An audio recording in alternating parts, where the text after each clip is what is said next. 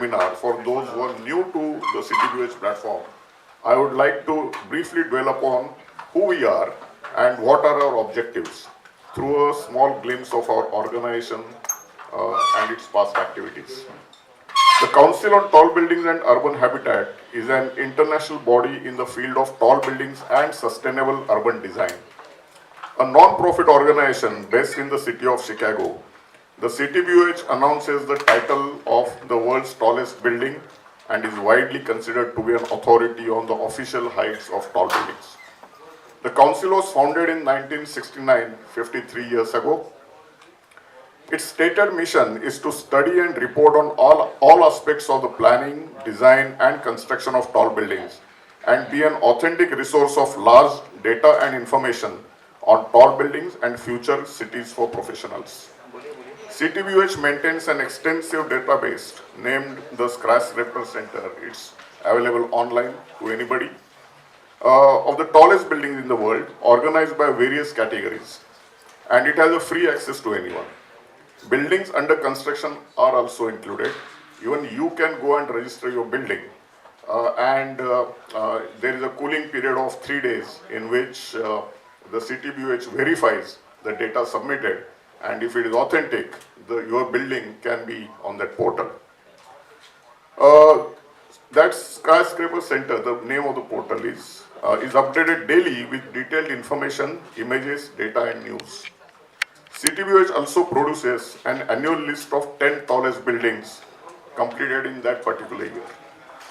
CTBUH facilitates the exchange of latest knowledge available on tall buildings around the world through publications, research, events, working groups, web resources, and its extensive network of international representatives. The Council's research department is spearheading the investigation of the next generation of tall buildings by aiding original research on sustainability and key development issues. CTBUH publications have been proven to be of immense help in obtaining guidelines on various aspects such as performance-based design, fire resistance in tall buildings, wind climate studies, and other design parameters, sustainable materials and designs, alternate building materials, wellness and social issues associated with tall buildings and urbanization, and many more like these. CTBUH India is the Indian chapter of CTBUH, Council on Tall Buildings and Urban Habitat India. The chapter was formed exactly 7 years ago in September 2015. The activities of CTBUH India are supported by members through individual corporate and patron memberships. Some of the members from India that have been CTBUH members include prominent corporates involved in planning, designing, managing and construction activities in the country. India, particularly Mumbai, is on the world's tall building map in a significant way. CTBUH recognized this fact and has given a prominent place to Mumbai chapter or Indian chapter in its affairs. CTBUH India in turn has been noticeably active in India with its quality contribution to expose a variety of important aspects of urban life and particularly in tall buildings to the interested followers. Currently, the Indian chapter of CTBUH is managed by an active executive committee formed by professionals occupying high positions in the industry. They include Anil Hira, Yogesh Hate, Subodh Arora, Anuja Sawan, Tak Matthews, Nikhil Sangvi, and myself. The executive committee is assisted by a group of equally high-profile industry leaders, about 13 in numbers, from all disciplines of construction and design that advises the committee on various policy and strategy aspects. All participation from the executive committee members and the patron members is voluntary.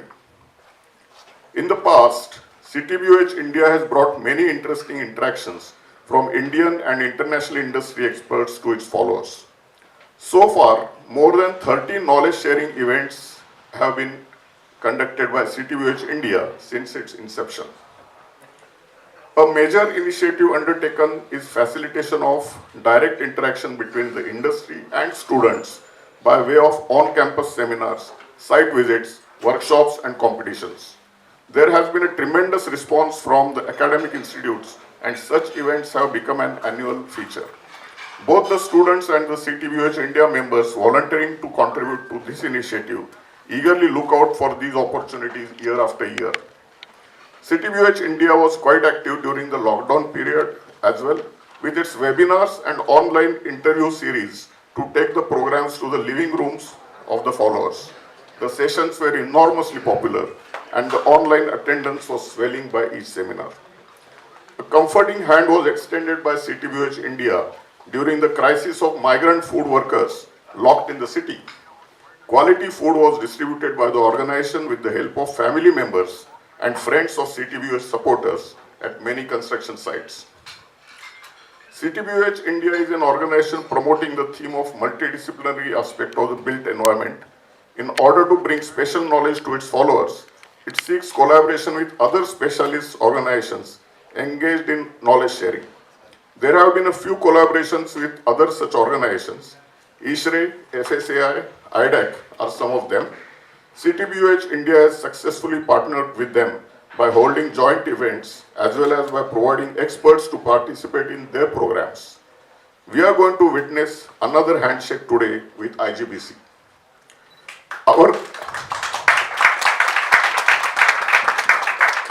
Our core members also provide individual services as visiting trainers to educational institutes. Our last event was on car parking systems and technology just 40 days ago. And today, we bring to you a very important subject to discuss, debate, and dissect a very important aspect of planning and designing spaces that may directly affect our mental, psychological, and physical health. The fact that is known for thousands of years in our country, but that needs to be relooked into in the context of the current trends of living spaces and surroundings, particularly in urban areas that are completely a product of human creative planning, a disruption in the natural process. We need to go as close to the ecological balance for our well-being as nature itself would have done to us.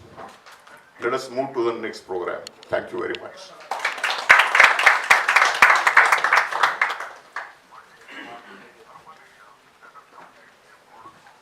I had really made a very glossy presentation today, but you just saw that he knows each and everything. He just wrote it here 5-10 minutes back, and exactly it was a presentation flow.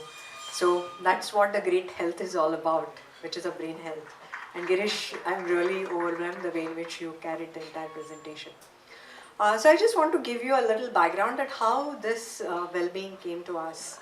I think Anil is here, and I'm so glad that Anil is here today, because in August 2020, exactly 2021, 1 year back, we were debating, we were having online meeting, and we were thinking about what subject should come and become a part of the CTBUH India platform.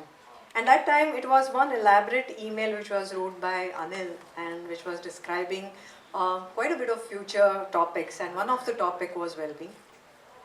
At that time, me and Yogesh were very much on the wellness front, working and studying. He's actually implementing, and we appeared for wellness exams. And it was very much on our mind. And we were very closely working. 3 months back, we roped in Tanmay, and Tanmay extended his support, and we started interacting 3 months back. And since then, today we are, and it has taken a very nice town where we have excellent speakers today. Such small challenges are always there, but we are going to really showcase the kind of thought process, the kind of designers thinking process, and I'm very sure the screen is going to start and we're going to see each and every brilliant presentation.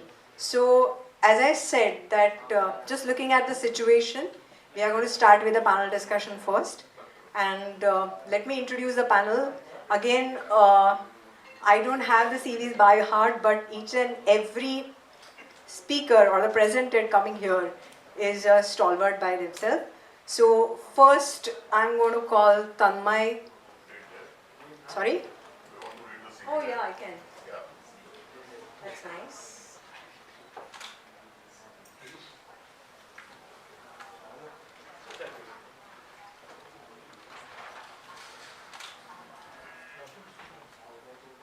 So, may I call upon Tanmay Tathagat, Director of Environmental Design Solutions. Tanmay has a background of architecture and engineering over the last 30 years, and he has worked on several projects dealing with the issues of climate change mitigation and sustainable development, building energy efficiency, indoor air quality, green building and standard and leveling in Asia, Africa and the US.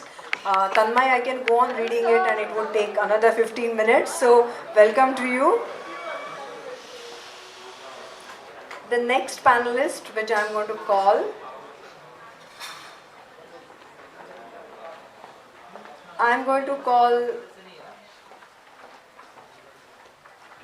Nandan.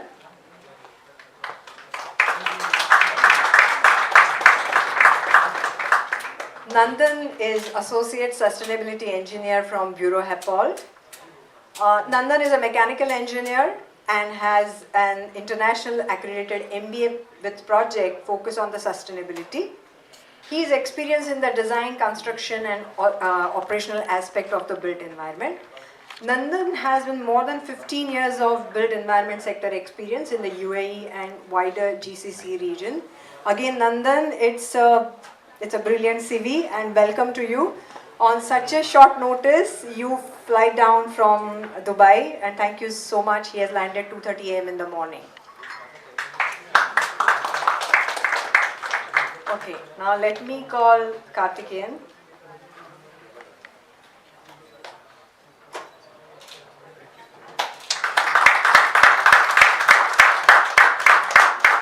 He is a Deputy Executive Director of Confederation of Indian Industry. Mr. Karthikeyan is a Deputy Executive Director of CII Godrej, GPC India. He is a mechanical engineer with a master's degree in energy conservation and management. He has over 20 years of experience in industrial energy efficiency, green building, eco-labeling. He is presently leading the facilitation and the certification of green building services in CII. We welcome you, sir.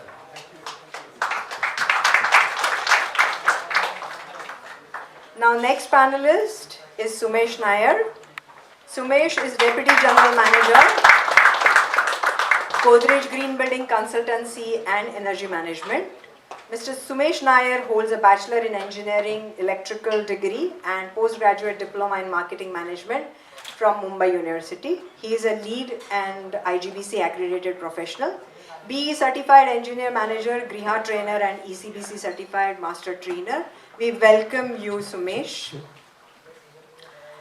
Now, it's very important to have a moderator for the session, and I'm delighted to say that we have in-house all those abilities within CityBUH. So let me welcome today's moderator, Yogesh Hate, who is the Associate Director Development, RMZ Corp. Yogesh is a civil engineer by profession, a project management professional and a member of Royal Institute of Chartered Surveyor. He is also an lead AP and well AP, and he has executed several overseas projects, and I can go on like this. We welcome you, Yogesh, and over to you for moderating this session.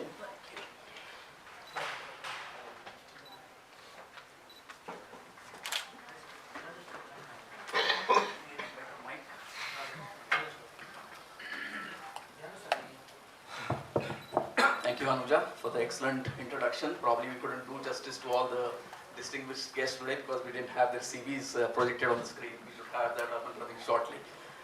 There's a slight change in the schedule. We wanted to start with the presentations. Tanmay had an excellent presentation, so did Mr. Thaukar, but unfortunately we have to change the schedule. So I'm also at loss of questions to start with. I'm going to request help from the distinguished guests that we should try to get as many questions as possible to the panelists to extract knowledge from their domain expertise. So Sumesh, you sitting right next to me, I'll probably start with you. There's always a misconception that designing a sustainable building and designing for wellness, that they probably sometimes clash, and there are certain trade-offs. So is that something that you would want to throw some light upon? Thank you, Yogesh. Good evening, everyone.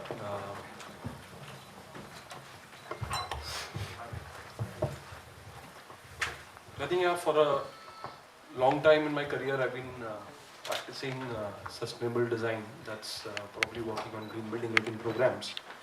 Um, and of course, in the last 4 or 5 years, wellness has become kind of mainstream. And more so while people are attempting to do the sustainable buildings, nowadays wellness also has become an important part of it.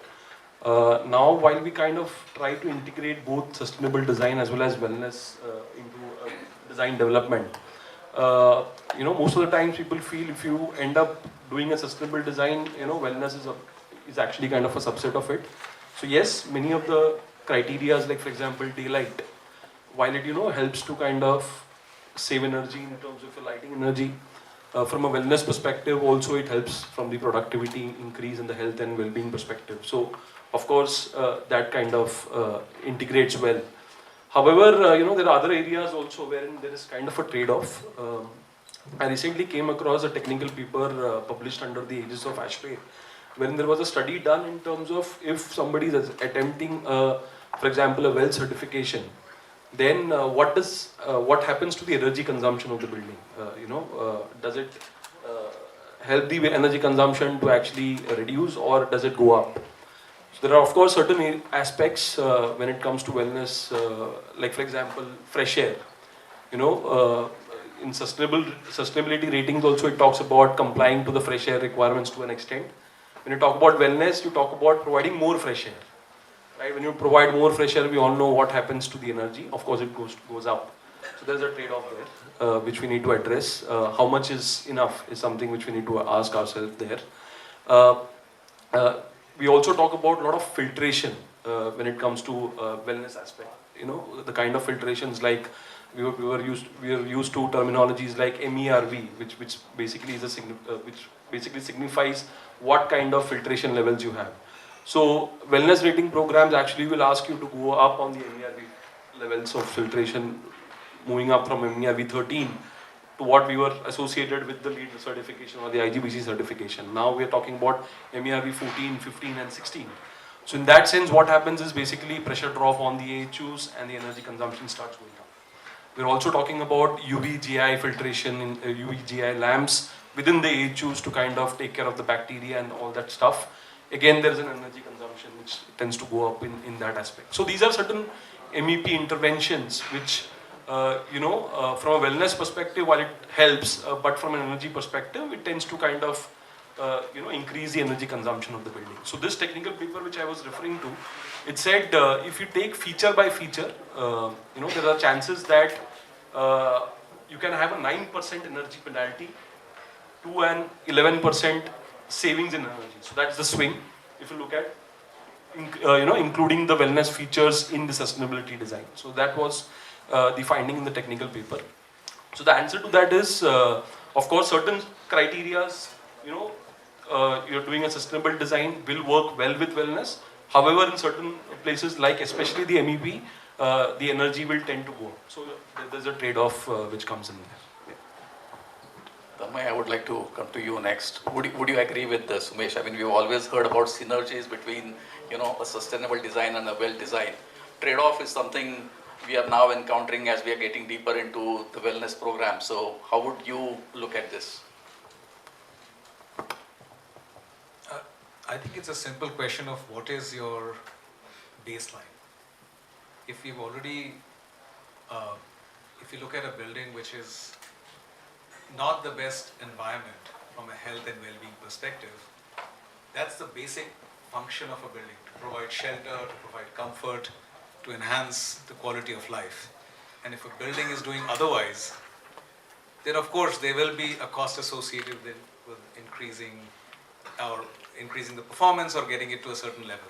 So I feel that yes, there are several buildings that do not really meet the fundamental requirements of what high quality or even an acceptable quality space should be from health and well-being standard. And for such buildings, it would be an effort and a cost to bring it up. But otherwise, if everything else is optimized, This is a part of business as usual. I don't think I see an extra cost if somebody is doing a well-designed, well-thought-out intervention, whether it's a retrofit or a new project to start off with. Thank you. Mr. Karthikeyan, you had the, certification of green buildings at CI IGBC, and also the Green Pro Eco Labeling program that the organization conducts. So there's a lot of misconception in this two terminologies that we sometimes interchangeably and sometimes unintentionally use, IQ and IEQ. So could you throw more light on it, more from a mind perspective in the IEQ program? Okay, certainly I will come to this question little later. The kind of discussion that is happening here, probably is Mr. Sumesh, I may have to differ from you. Do we need to really look at this as an additional cost? See, there are certain areas where, we need to ask a very fundamental question.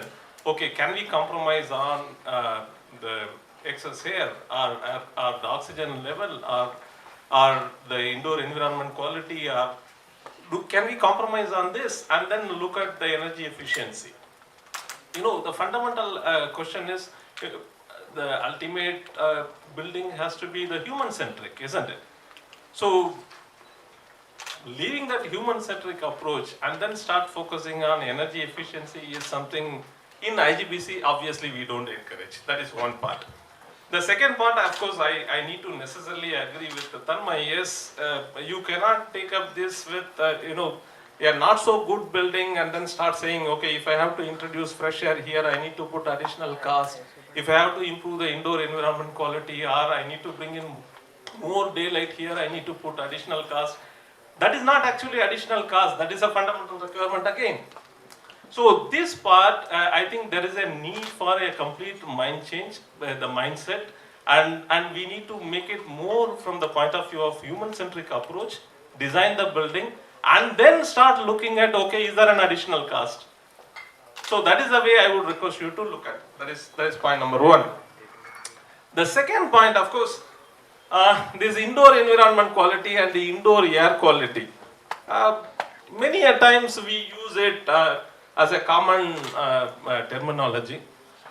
But there is a lot of difference, obviously. Indoor air quality is more obviously related to only the air quality related aspects. When we talk about air quality, we need to focus on in terms of what is the kind of particulate emissions that are there, or what is the VOC level that is there in the indoor, or what is the CO2 level within the living space. All those things need to be looked at. At the moment we talk about indoor environment quality, the many more aspects come in. The way you are connected to the external world, the kind of, the natural light you are going to get, and also the kind of comfort you are going to have with respect to acoustics. All these elements that come in with respect to the indoor environment quality. So, indoor environment quality is much more broader and much more important from the health and well-being point of view. Of course, indoor air quality is part of IEQ. So, that is the way we need to look at it. Thank you. Yeah, so, in a sense, IAQ is a part of IEQ. Yeah. Correct. So, what are the top 2 or 3 factors that you would consider crucial, not just from a certification standpoint, but from a healthy or well-building standpoint, that have a direct connection with the mind, or it plays on the mind of an employee or a resident living or working in that atmosphere or built environment? Thank you. This question is very, very important. There is something I would like to clarify here.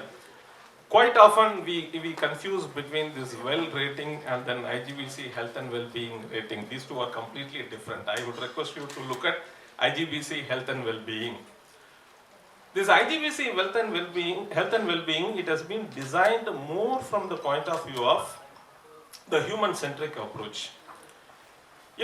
Fundamentally, if you look at our ancient way of looking at the medicines, the Ayurveda, and also the way we live, our 5 senses, they are actually interacting with the entire environment. These 5 senses, whether you control yourself. If you control your five senses, you will be able to control your mind, and ultimately you will be able to control your health as well. And these five senses are interacting with the building and built environment. So if you are able to control the parameters related to buildings and built environment, and these will have an impact on these five senses as well. And if these five senses are able to, if you are able to address well, then you would be able to address the human health as well. That is a fundamental. And based on this fundamental, this IGBC health and well-being rating has been developed. So in that aspect, if you look at, each of these elements have been addressed as part of the rating. One is obviously with respect to the air. The air is with respect to your nostrils. How are you going to control the air quality? If you are able to control the air quality, your health will get improved. Your respiratory systems will be much better. The related illness will come down. So that is the way we are able to very clearly correlate how the air quality has got a larger impact on your respiratory related issues and also the overall health. The same is the way with respect to eye. How are you going to control the daylighting? Whether you are having an artificial light or daylight first. So obviously the most preferred is the daylight. Even if you are not having the daylight, you are going for an artificial light. How the circadian rhythm of your body has been controlled with the support of the artificial lighting. That has to be looked at. During night time, if you have more of a blue light, this obviously wakes you up, and ultimately it addresses your health as well. It deteriorates your health. So how we can look at all these parameters? For an example, acoustics. Acoustics, to what extent we would be able to manage well. So higher the noise levels, obviously it leads to an increased blood pressure over a period of time. This has been very clearly established. So how you can work on the acoustics so that your health can be addressed over a period of time. So these are the parameters we work on in terms of the indoor environment quality. Obviously any buildings or built environment contributing to the health and well-being of the human over a period of time. So I am only talking about the physical health here. In addition to that, we also talk about the intellectual well-being, the intellectual and emotional well-being, as well as the social well-being. There are parameters which could be controlled in the building environment so that these well-being parameters also can be addressed.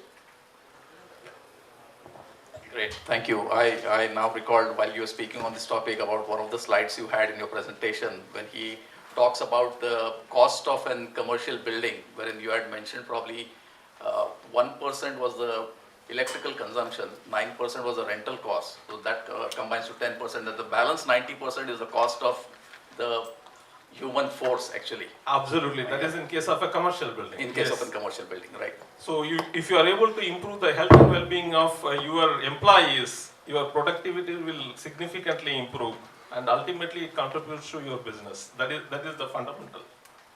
Correct. Great. Thank you, sir. Nandan, I would like to come to you next. You bring a lot of experience from the Middle East. So on IEQ, as well as I wanted to more focus this question on the emotional well-being of the occupants, be it any kind of building, be it a hospitality, be it a hospital actual, or a commercial or a residential building. What are the top priority 2 or 3 items that you always want to consider in your projects? So thanks for the question. To start with, so coming from the Middle East perspective, mostly looking from the emotional side of things, maybe one of the things which would be really essential to start off with is the basic requirement. So as Karthikeyan has mentioned, providing sufficient fresh air, maybe not more than what's required, but sufficient amount of fresh air is primary. So it has to start with that. In addition to that, what emotionally affects us includes things like feeling calm or feeling agitated. So that's the neurological phenomena of parasympathetic or sympathetic responses. So that is how we as humans interact with the built environment, and which is why the built environment has a big impact on us And as you said, all this comes into emotional responses. So in terms of those, it depends on the context as well. Within, let's say, an office space, you have both emotions which are going on. There are times where you need to be calm, and there are times when you need to be not agitated as such, but you need to be active. Again, in that part, lighting plays a very big role.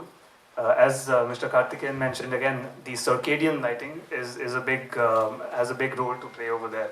So especially in the daytime, if you have a bluer kind of light, you have people who are more active, more engaged with your work.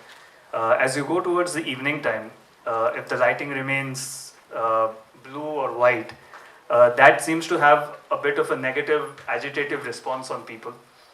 Usually, it's good if you have a yellower light as it goes towards the evening, as we have over here, which is, you feel calmer in this space. Also, there need to be some spaces where you have an opportunity to go and relax, because that you also need to calm yourself down. Even during a busy work day, you need to calm yourself down. So having that space available is important as well. So again, there are these ways in which we interact with the environment. Another thing which has two major things which have a major impact is, one is biophilia. For the past 10,000 years, while humans have evolved, we've just been seeing the outside environment, and it's maybe the past 50 years that we're seeing we are being confined to the built environment. So we've evolved to see vegetation, animals outside. Biophilia is the love of animals, vegetation, and we have that inside. So again, when we're designing spaces, if we make sure that there is a sufficient amount of views to the outside, or sufficient access to views of nature, actual nature, not just plastic plants, because initially it looks good, but over time we realize those are just plastic plants. So if that's the case, that gives a positive emotional response as well over time.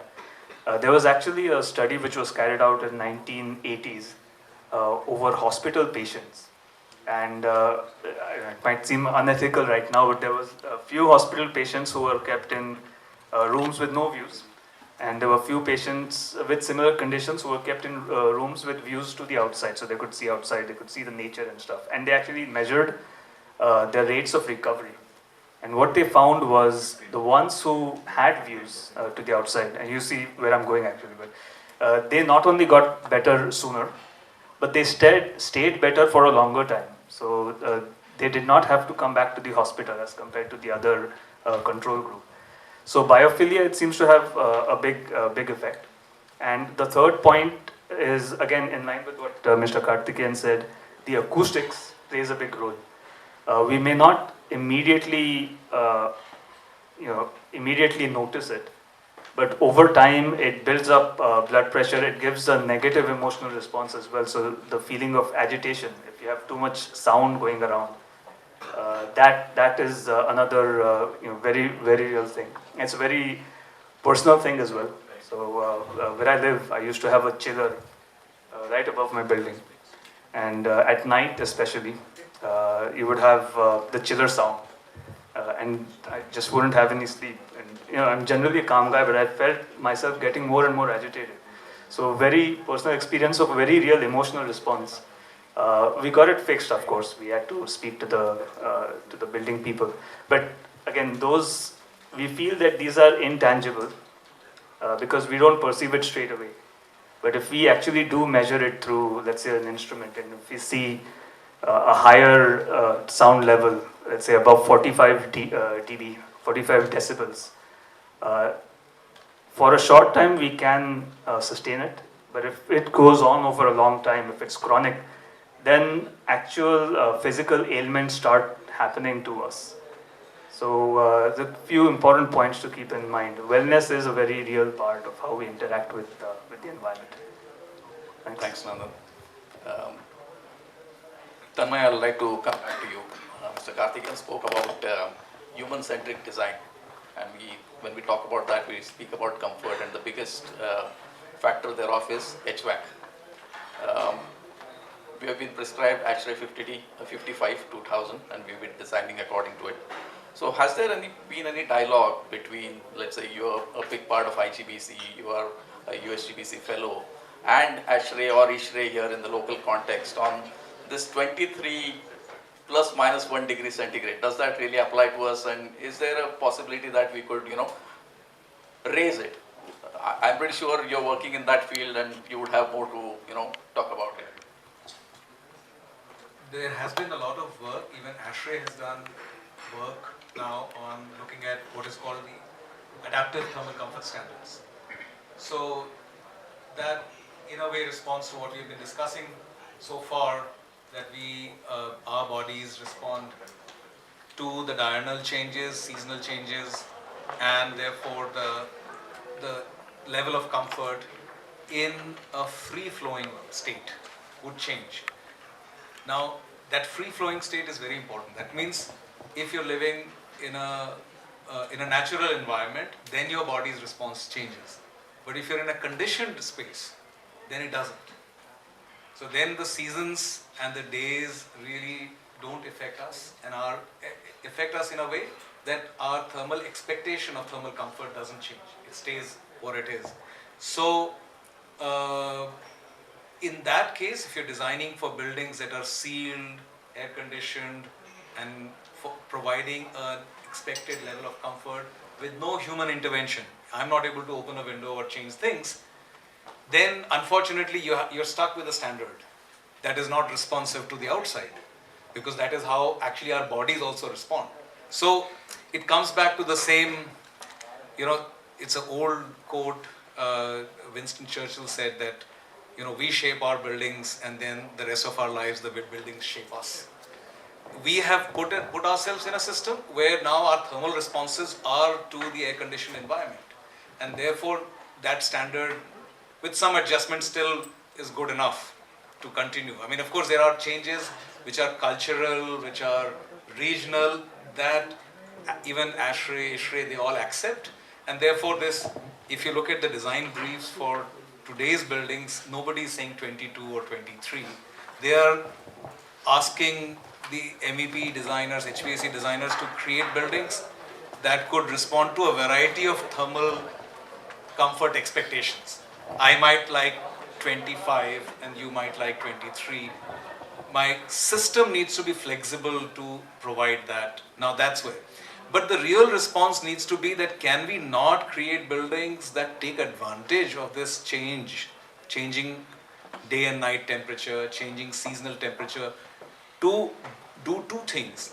One, provide a healthier environment, a more connected environment to the outside. And number two, to also make buildings more energy efficient. Now this efficiency, of course, in this context sounds that it's not directly related, but if I again look at the global picture, then everything contributes to emissions, and therefore, which is also related to our health and well-being. I would connect that as well. So coming back to it, even in India now, there's been recent research, there's a new standard for buildings that are air-conditioned or partially conditioned, which actually sets that in a building which is not fully air-conditioned, only seasonally air-conditioned in India, the thermal comfort expectation is closer to 28 degrees. Okay, so one needs to look at the kind of designs we make, how connected or disconnected they are, and if we continue to make buildings that are sealed, completely dependent on mechanical systems for providing thermal comfort, then this standard is kind of inflexible. So I don't know if it's a direct response, but in a way it depends on how we start thinking about buildings. Yeah, in various forums we've been trying to push that, let's move away from the 23 degree, and so if my building, I design it for 25 plus minus 1, does that put me off ASHRAE 55 to? No, not at all. So that's what I'm saying. ASHRAE also does not specify a specific point. It does not. It provides a range of temperature, humidity conditions in which you are, and in fact, thermal comfort and ASHRAE standard is the only standard where it is not as objective. Thermal comfort is defined scientifically as a state, as a state of mind, as a feeling of being comfortable.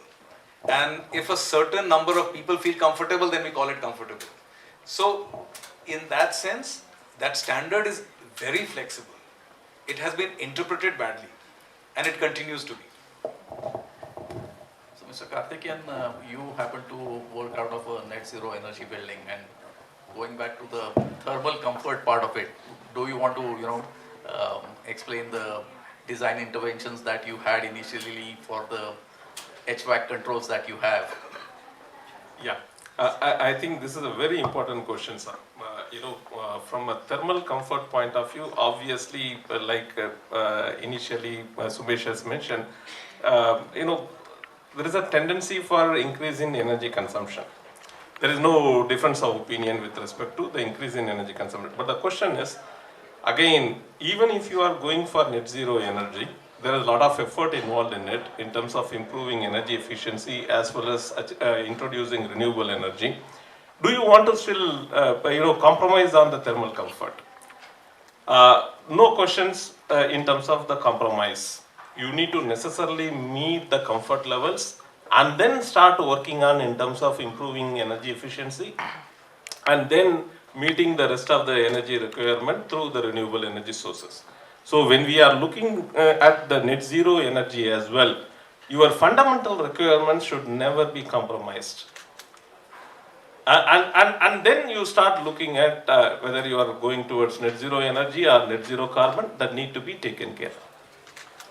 Absolutely. Could I add to that? Because again, an interesting experience of mine was we were doing a few energy audits in Riyadh, and there were a few municipality buildings that we were auditing. They were old buildings, they were like started in 1970 or so, and we went through the audit, and our findings were, especially with in terms of fresh air, not all the participants were getting fresh air. The places were stale, for example. And our first findings were, in order to give them the minimum level of comfort that they require, we'll have to provide fresh air handling units, which would actually increase the energy requirement even beyond what it is right now. So as you're saying, there's no question about it, but it's all about catering to the people and not to the building itself. So you're not catering to the net zero tag. You're catering to what makes them comfortable inside. And while doing that, then the problem becomes, how do you make it net zero beyond this? So it's an optimization problem in that way. Exactly. Thanks, Nandan. Coming back to you, Sumesh. So there's a general understanding or a thumb rule that people always quote, which is if you want to introduce wellness into a building, a lot of MEP interventions are required, and which are generally cost prohibitive. So is this understanding, is it a misunderstanding, is it a misconception? In the interest of time, you might want to answer it from a LCA, standpoint for the building or the project. Yeah. So I think partly I kind of touched upon the points in my first question itself. But just responding to Karthikeyan, where he was deferring to my statement, I was not kind of advocating compromising on wellness, in the interest of energy efficiency. Of course, the thermal comfort, the fresh air requirements are all great. But what happens is, with certain, the way I look at it when I practice on projects, in search of brownie points, we really don't know where to stop. That's where the problem is. So we don't know where to draw the line. So if you already have a bad, air outside, doesn't make sense in actually taking in more fresh air, So things like that tend to get ignored when people just start looking at the brownie points and wanting to earn the points. So that's where the problem comes in. Yes, of course, with wellness, I think the MEP interventions really come in a big way. One of the things is basically on the kind of sensors and IoT technology to kind of start monitoring how healthy your building is. People have started to now put in a lot of sensors to really monitor what is the AEQI and what is the PM 2.5 and 10 levels. and are you really, you know, within limits? You're already While talking about digital twins, actually. Absolutely, absolutely. And you know, that's in a sense very important, because with energy you say you can save energy, or you know, you have opportunities only when you really monitor what you're doing and how much you're saving or not saving.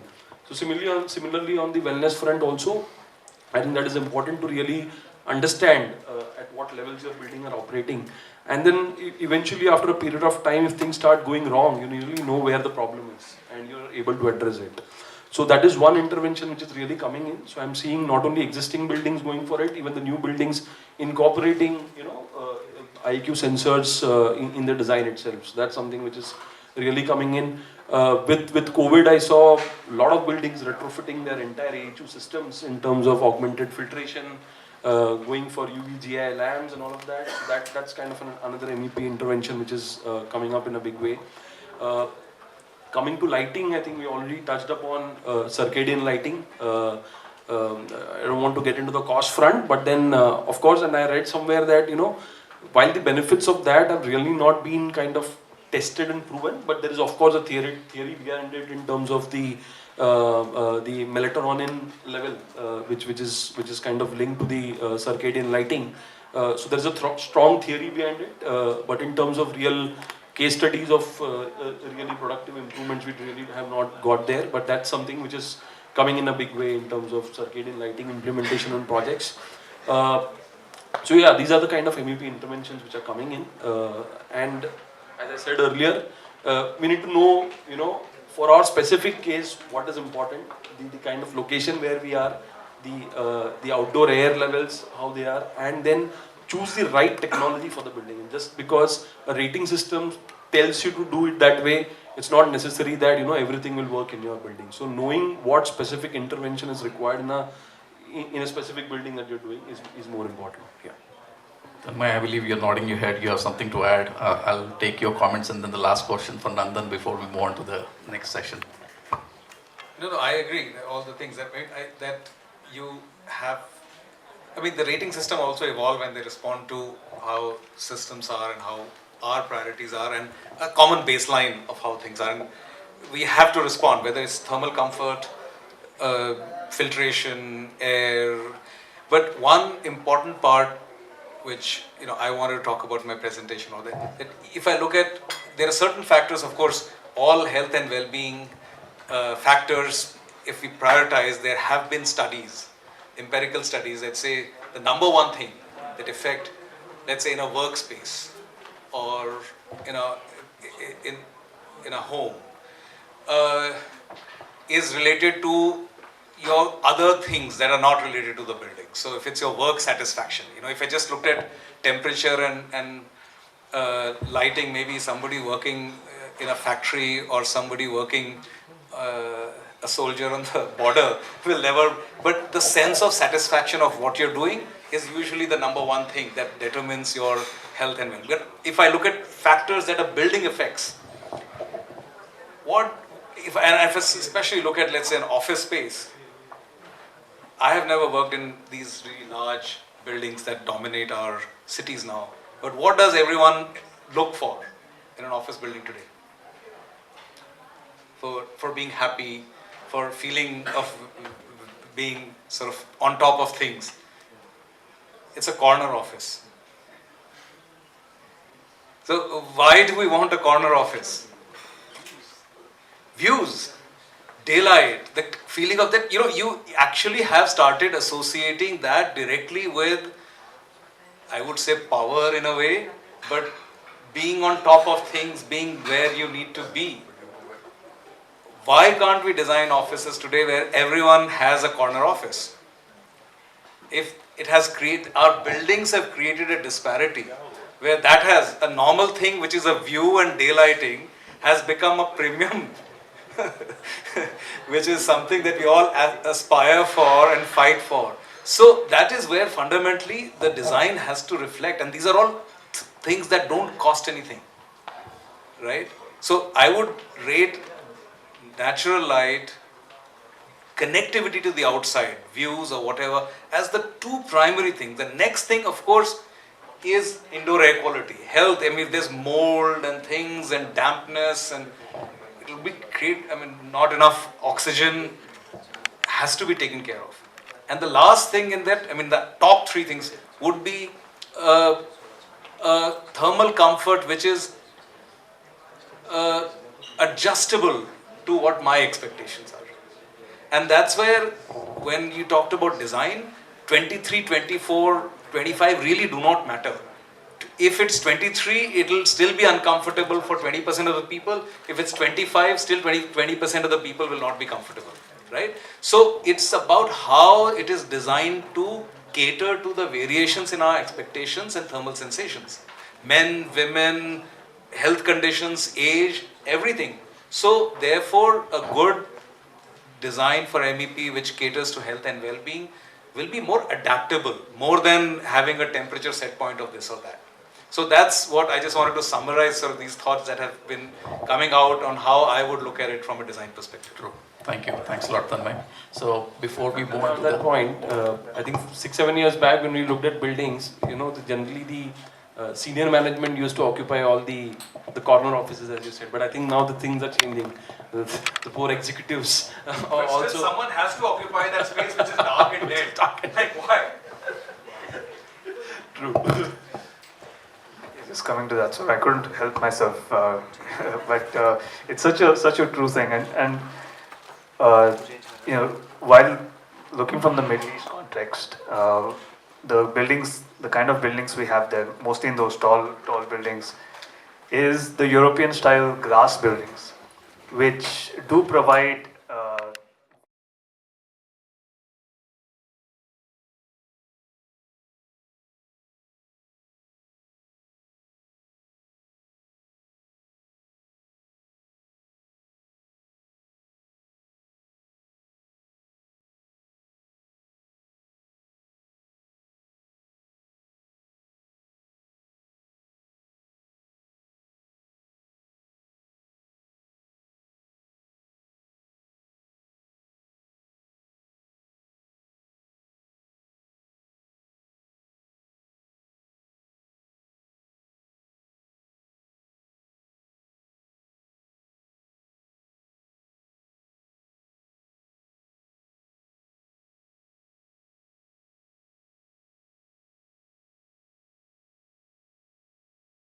Audience has any question and answers. Sure, we can do that. must take one or two questions.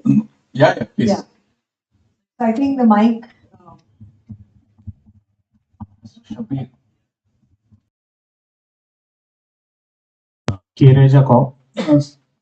Primarily, majority of the buildings which are getting constructed in our country, a lot of these cater to the IT companies.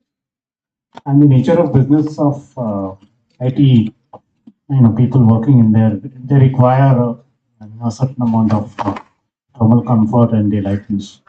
Having said that, there is one school of thought which decries buildings with glass facade.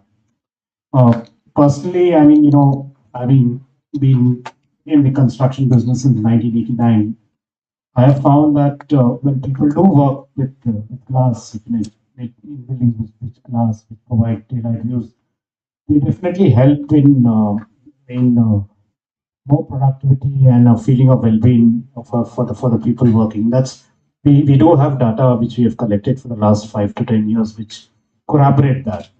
So otherwise, people tend to say that in India, why do you want to make a glass building, right? So, but I thought I need to share the part where my customers who are actually working in these buildings have been able to say.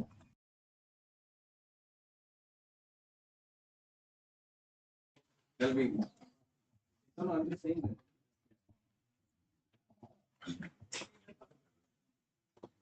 Okay, so thank you, the entire panel. Thank you so much. Now, I would like to shift to the next very important agenda of today's session, which is. It was brilliant. It was brilliant discussion. We really enjoyed. So now it's the most important part, which is signing MOU between CityBH India and ITBC. So may I call upon Chairman CII Indian Green Building Council, Mr. Gurmeet Singh Arora, and would like to call our Chairman CityBH India, Girish Dravid.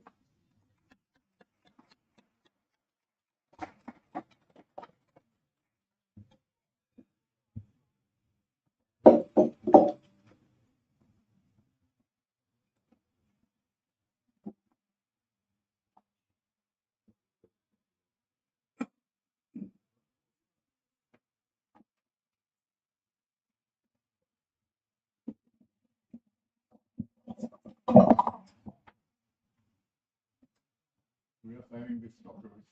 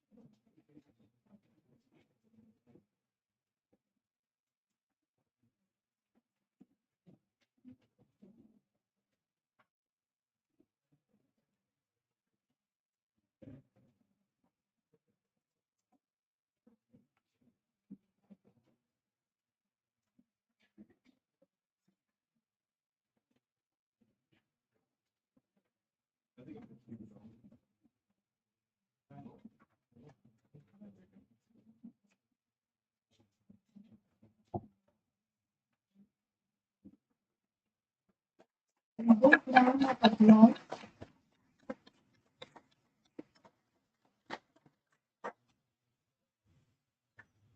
Thank you very much. Thank you.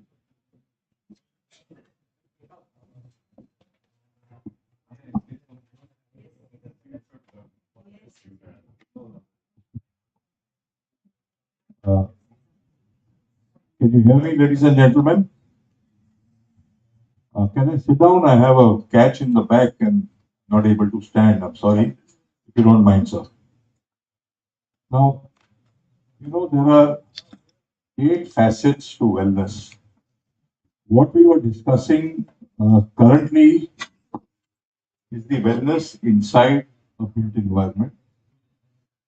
But if you look at the different facets of wellness, you have emotional wellness, you have mental wellness, you have physical wellness, spiritual wellness, social wellness, financial wellness.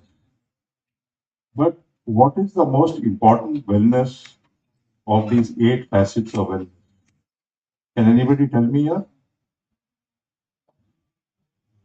Nobody? Happiness. It's environmental wellness, sir. Because without environment, you will not achieve the other wellness.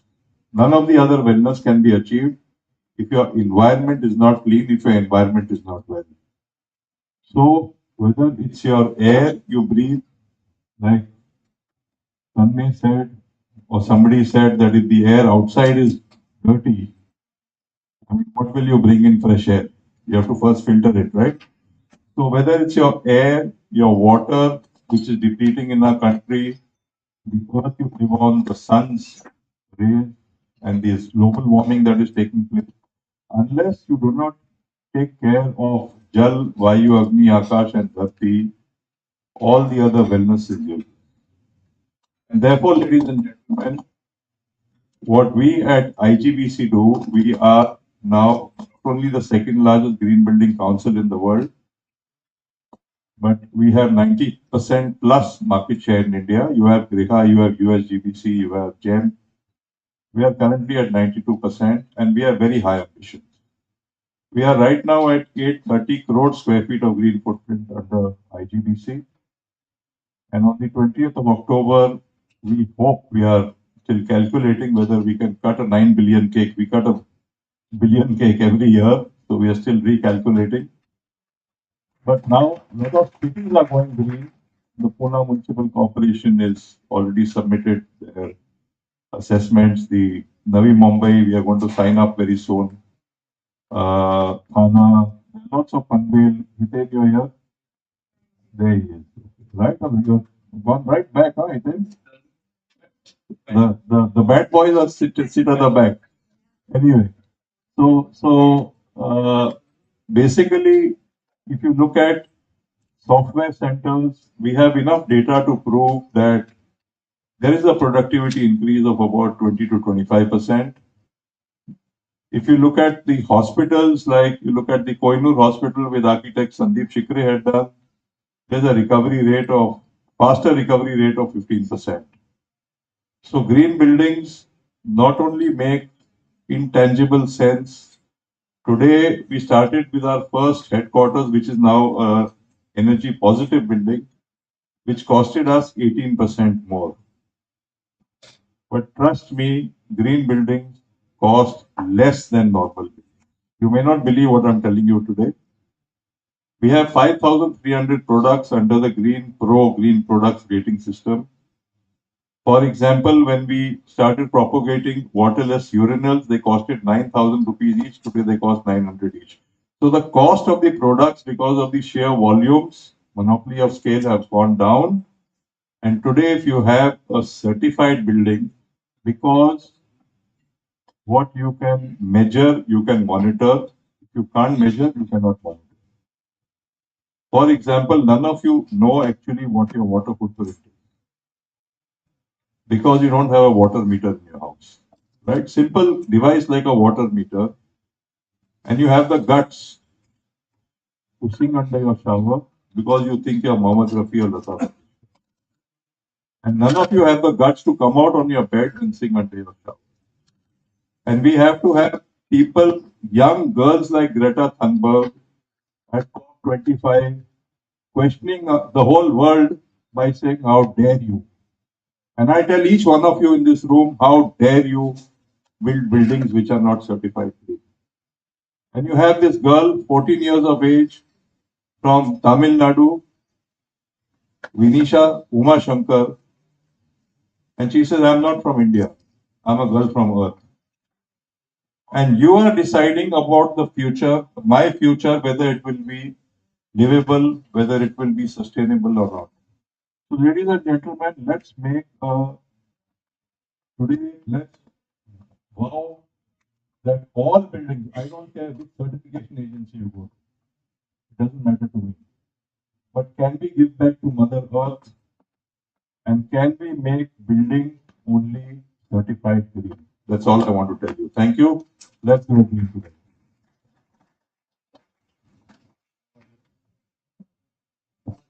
I just want to say that CTVH India is so fortunate, and I really want to thank Sandeep for actually suggesting that we should go in and have an MOU with IGBC.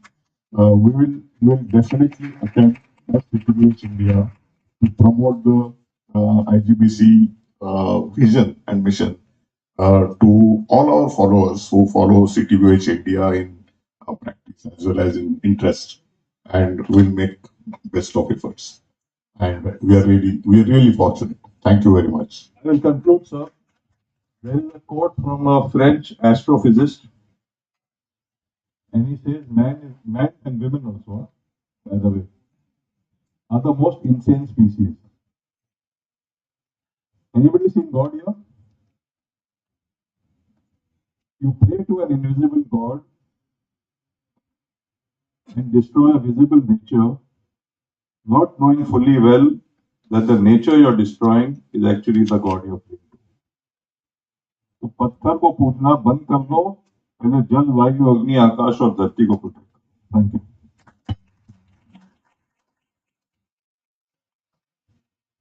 So just give us 2 minutes. We are ready with the projector and screen. So though we are in the reverse order, but we are in the right order. I think that's the order today.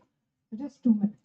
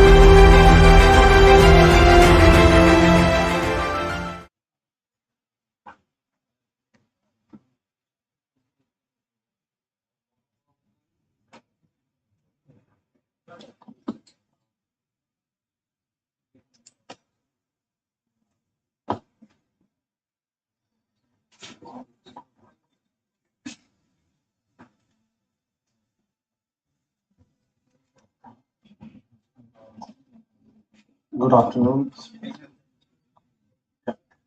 So it's a great pleasure to be here. I distinctly remember a day we were in Girish Dravid's office exactly 6 to 7 years back, contemplating how to initiate the CTBH India chapter. And hats off to you, Girish, and the entire core committee over here of CTBH to bring the CTBH to this level. It is a great pleasure to me. And it's more special to me because we could do IMOU with Indian Green Building Council, with our chairman Gurmeet here, my friend, my buddy, Nitin Sethi is here, Shabir is here, so it's a very special day for me. So Anuja requested me to give a keynote, so I said, fine, I cannot say no to her. So I'm just going to take you through a presentation which is more from an architect lenses. It's going to talk more about the emotional wellness of the aspect of today's relationship, human health and built environment. So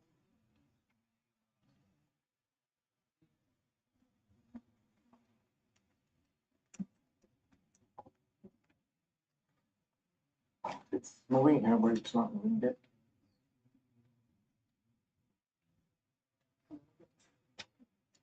Huh? It's stuck.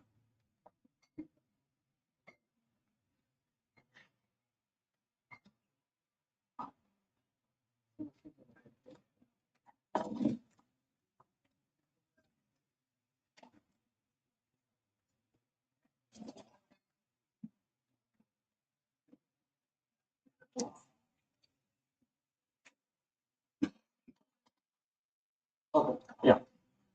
There we go. Yeah.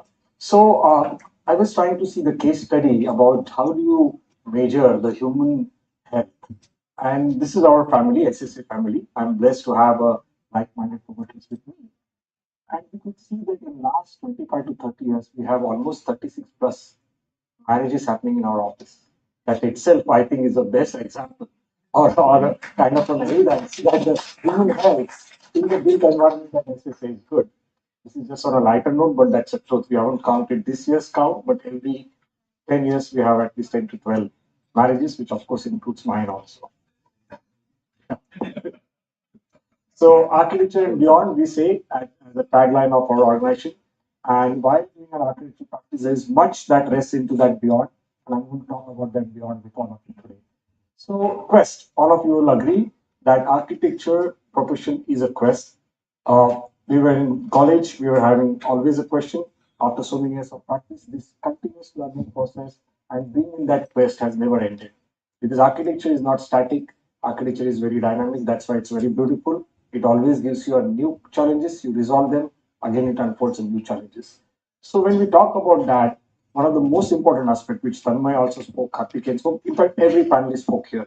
We talked about the tangible aspects, and I'm going to talk about the intangible aspects. So when we start designing, how do we capture the compassion, the empathy, the pleasure, the joy, the actual occupant who are going to occupy the built environment that we are designing? It's kind of a quest that we always have with us. So in our office, we say architecture is a creative science that combines art and engineering to develop a built environment. It is a comprehensive approach which is responsible for its contextuality, functionality, sustainability. Most importantly, it has to be people centric. So it's a combination of hard skill of design ability and soft skill of connecting with people. So if I have to describe architecture in 3 words, we say space, people, and happiness. It's a space that we design for the people and to derive unhappiness to it. Once you achieve unhappiness, I think job is well done. But how do you achieve unhappiness? And as very correctly said by Gurmeet ji, environmental wellness is at the top. So nature is all around us. It is well known fact that in nature nothing is perfect and everything is perfect. This is a great saying said by our master Geoffrey Bawa. And if we go back in the ancient times, we'll find the architecture was always an integral part of a human health. This great Geoffrey Bawa, I mean, all of us, at least the age of my age of architecture, would know how contextual, how regional architecture that is made by people, for the people, with the people. Dunu Ganga is his house, also an academy where he actually taught people how to talk with every material that goes into a built environment. Learn by doing, that is how he taught, and every piece of architecture built in those era was actually aligning with the human health. And these are some of the examples of this absolutely regional, absolutely microclimate responsive, and it was also capturing the emotional quotient of the people who would stay there. Because it was within that particular province, the architecture was very humble then. The pressure for the built environment was also very humble. So it was in a different set of areas actually serving to your human health. If you could see this dashboard, which is a global dashboard, you can see our cave architecture, you can see igloo where it is a very extreme weather conditions. You have a European street that connects the community, and of course, a great Indian principle of architecture which talks about the corridor, which talks about the verandas, courtyard, step wells. So, what does it gives us a signal that these were all very contextual, and that is something which is contextual vernacular always will keep you high in terms of your human health. And it was again restricted into those areas, and there was a coexistence of so many such community living, and everybody was happy. But suddenly the pressure came, the urbanization, rapid industrialization, and suddenly the pressure on urban planners, architects, and engineers to meet with X to almost 1000x. That kind of a pressure for the population growth and the birth of megapolis took place. And I think somewhere there we lost the battle. When I have a guilt, I also have to confess that those ancient principles somewhere we ignored or inadvertently we missed them, and we became more dependent on technology, and technology also spoiled us. But in this particular jargon of that quest, we have some masters yet producing a good work.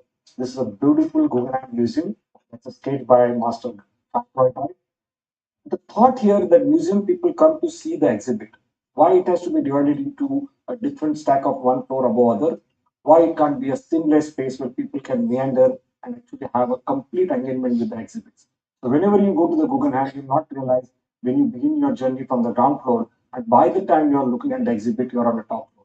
That's exactly, according to me, is a fantastic passive planning that captures the human health. We were all together at Istanbul, and this is a brilliant mosque, a Sankler mosque done by the India Lord. Absolutely contemporary expression of a religious experience. Mosque actually gives you that kind of a feeling where you're glued. All of us, we were 30, 40 architects, we were together. It has that kind of a linear planning where the priest comes and addresses the people and gives a narrative, has a natural daylight, and everything is microclimate responsive. The multiple layers of the concrete gives you the different meanings of the religious truth and so on. So these are some of the architecture I'm sure all of you must have observed has that kind of a magnet which actually uplifts the human spirit and gives you a good engagement from the human health point of view. My journey. So I feel in this period, some little bit contribution we could do, which is actually capturing that human health factor. So I'm going to give you a couple of case studies. The first case study is about the hospitals. We spoke about the hospitals. Friends, this hospital we had designed 16 years back. This is the Kokilaben Dhirubhai Ambani Hospital. Once the hospital building was done, it's an 850 bed hospital. We were sitting down and thinking about how do we depict the interior spaces. And while we were giving a presentation to the management, the first thought that came to our mind, can we bring hospitals and homes together? Because every patient goes to the hospital, he's missing his home, and he wants to get healed and go back to the home. So how do we bring that home to the hospital? And we said hospital need not be a place which is drab and sterile in nature anymore. We can bring life and family environment to the same. Get those sensory perception, which are not only the visual impact, but also each sensory perception that you have. If you get the confluence of that, it will help the patients to heal, it will help the doctors to provide better services and also to the support staff. Hospital flooring, of course, has to be antibacterial, stain resistant, it has to be non-skin and so on. But can we not add some color and patterns to it? Hospital ceilings, all the patients are looking at the ceiling. Those also have to be modular, durable, antibacterial. Can we not make it interesting where people will feel more motivated about getting themselves feel faster? Walls, again, you keep looking at the walls. The walls also has to be durable and easily maintainable. Can we not give the wall to the patients healthy feeling there? Just bring that home kind of environment. There's an art, there's a bookshelf, so that you don't feel that you're really away from the home. Similarly, lighting, we spoke about the lighting, how important it is to have the circadian cycle of a lighting, meeting with the indoor environment. It has a great therapeutical influence on the healing of the patient. But can we not add some moods and get some kind of a nice lighting gestures over there? When we look at the colors, which is very important, colors and textures, They are to also be very low VOC, zero VOC kind of thing, but can we not add something that can rehabilitate the patients? And of course, then you have a soft furnishing where you have a touch, you have a comfort. Can you not again bring a lot of comfort for the patients? So these were the kind of guidelines that we were looking at. And something that is always missing in a healthcare is the art and the music, which also has a good influence on your healing. So we said, how do we imbibe all these things into a hospital? Also, all of us will agree that whenever we want to enjoy our spare time, we go on a hill station, we try to go close to the nature. So we actually depicted all of these gestures of the nature, which is a sky, which is a water, which is a foliage of a tree, which is a bright color of the flowers, the beautiful sand dune. And each of these particular natures, textures, and colors again has a therapeutical influence on your healing.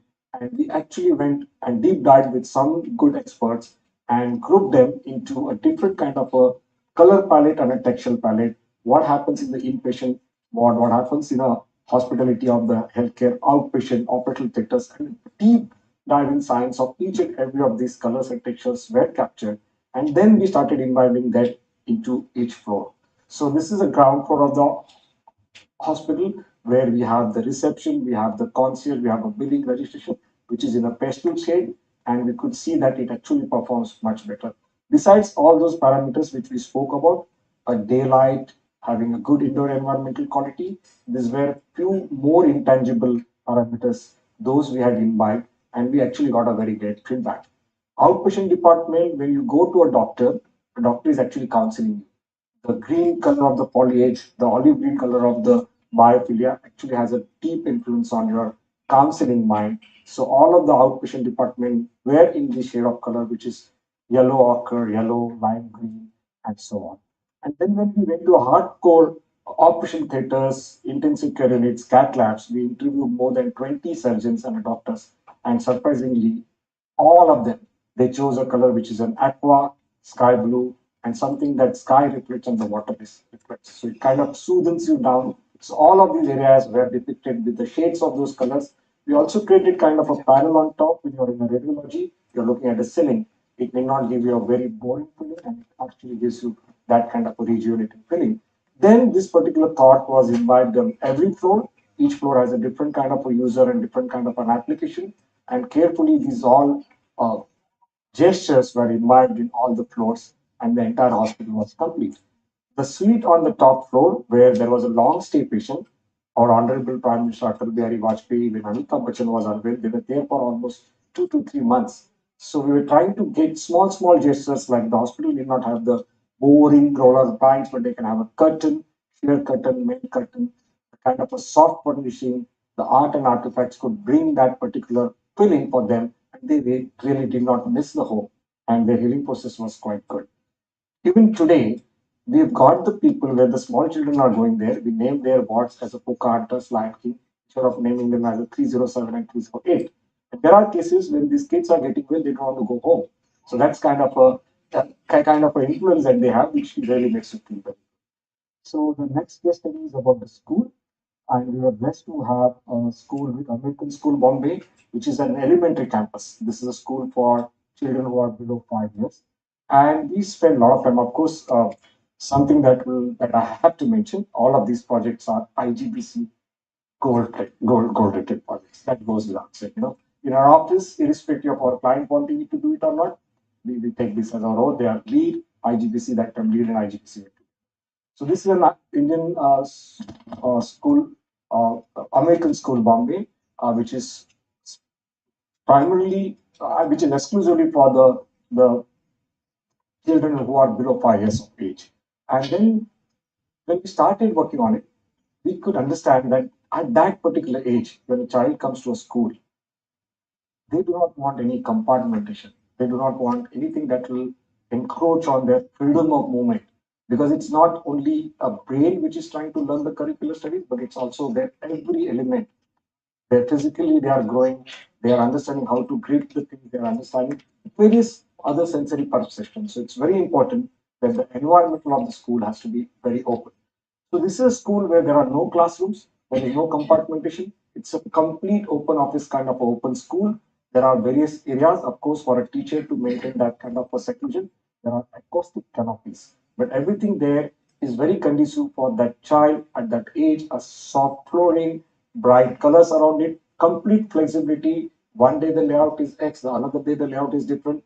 Several apparatus which is not only to the teaching with the pen and paper, but also to play, also to have fun, and so on.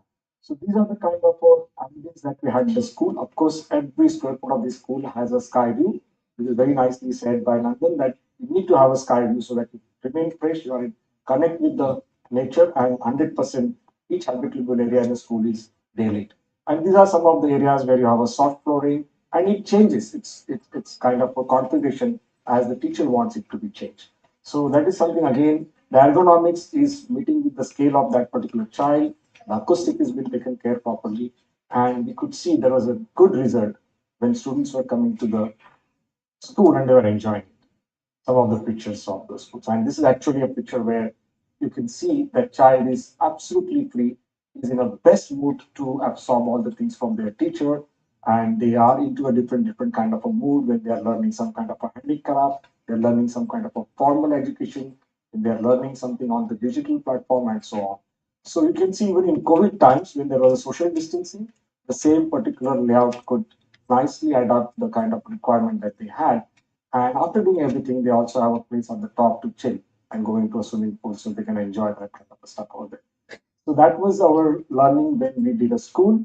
And something interestingly, the American School Bombay did at the time of inauguration, they called each and every laborer who had contributed to make this project come true in 9 months. It's next to you, Girish, you are admitting wedding. And you can see the consulate journal, Tommy has that right in the center, actually enjoying the togetherness. So I think this is something fantastic gesture that they respected all the people who have actually contributed to make their dreams come true. I think these are some of the factors which really keeps the human health much healthy.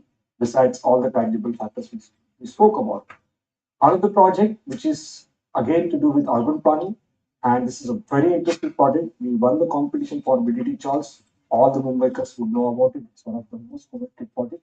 These are the three BDD projects which together have spread over 35 hectares, 16,229 rehab tenants, and they have been living there for 2.5 generations, or the 3 generations, 75 years. So the first task that we had to do, thanks to Kamla Raheja School of Architecture, a lot of young students, we took them with us. We did a proper design charades and a 60 days research and analysis and depicting the actual things. So these are the people who have been living in 160 square foot of the house. They go home only to eat and sleep. They spend maximum amount of their time outside the house. So minimum indoors, maximum outdoors. Everything that they want to do, they have a nice katta, they have a religious place, they have various things to enjoy their life. There is no barrier. They are all in a very healthy and simple attire and they're enjoying with each other. Their corridors are for the underarm cricket. All the ladies will come and the gents will go to the office and spend the time to the verandas. They will not hesitate to keep their old parents and the small children with their neighbors, completely living it together. That's a kind of a beautiful lifestyle we have in Mumbai Charles. And it was very important for us while we put them into a new modern buildings. We don't put them into those kind of a silos where they'll suffocate. So we did a deep study of what is the per capita green space they're having, and we could reinstate 1.5 times per capita green space that we could get. The typical thing, this is the existing structure, ground plus 3 story. Now, a modern style to go tall and then create a podiums where people will come and enjoy. We decided not to do that. We created a step kind of a building where at a various levels you have a connectivity. We say will not go above 14 story. So there is a connectivity at the ground, connectivity at 7th floor level, and connectivity is something very important because they have been living like that for last 7 decades and completely a vehicle-free, barrier-free connectivity that we had to achieve in a high-density kind of a redevelopment. So we developed the modules. We said, what is the most efficient module? What is the best for maintenance and operation? And that's how the whole master plan was derived. Each module was connected together as a community living. So they have that kind of a neighborhood. At the same time, they have a privacy of a 560 square foot of a house with complete daylight and a nice biophilia characteristics. And then you could see where are the connecting points. And this is how it works. This is where they have a ground connectivity. This is where they have a connectivity at the 7th floor. This is how they have a connectivity at the 10th floor. And this is how they have a connectivity at the top floor. So all of these buildings, you don't have to get down and then take another stair or a lift to go to the neighbor. They're all connected. 3,700 houses are connected to each other. Similarly, how they have been living for such a long time. And these connecting areas, which are the pets, could be utilized for their fun, their recreation. It could be utilized for drying their spices and herbs. It could be utilized for a bazaar, because literally people come there and there's a vegetable bazaar, everybody comes down and purchase their things. So the same lifestyle can continue with the cricket ground and the very handy and so on. That was the whole idea, and I think probably that is something which is important while we are trying to do so much of a redevelopment in the slums and especially with the church. So that's something that is with them. We must try and keep that with them and go ahead with the low rise, mid density kind of thing than a super high rise kind of stuff. So this is where we could get the connectivity, and that's the overall view. And trying to keep it as humble as possible. Of course, this is also a green-rated project. It's mandatory from the government statutory point of view also. It kind of respects all the sustainability parameters. And these are some of the things. Simple, humble building in the surrounding of a tall buildings, which is over there. So when we actually ran these through them, a lot of people, they respected the thought that we could do. And probably that was one of the things why jurors also decided to give us one of the a last case study, office that inspires. I tried to capture Yogesh capture different kind of disciplines. Again, we are blessed to do this Mudra house. They call it as a Mudra house. The Mudra house was very excited when they got a land, which is in Santa Cruz next to Grand Hyatt, because they were fragmented into a 6, 8 offices, and they're now going to get one office where almost 600 people will come under one roof.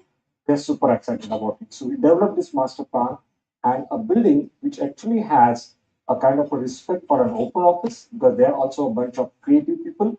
They wanted to create a kind of studio where they would sit on a floor, they will sleep, and they will work. So they wanted to have that kind of a work-life balance. So that's kind of a overall spirit we have in the entire space.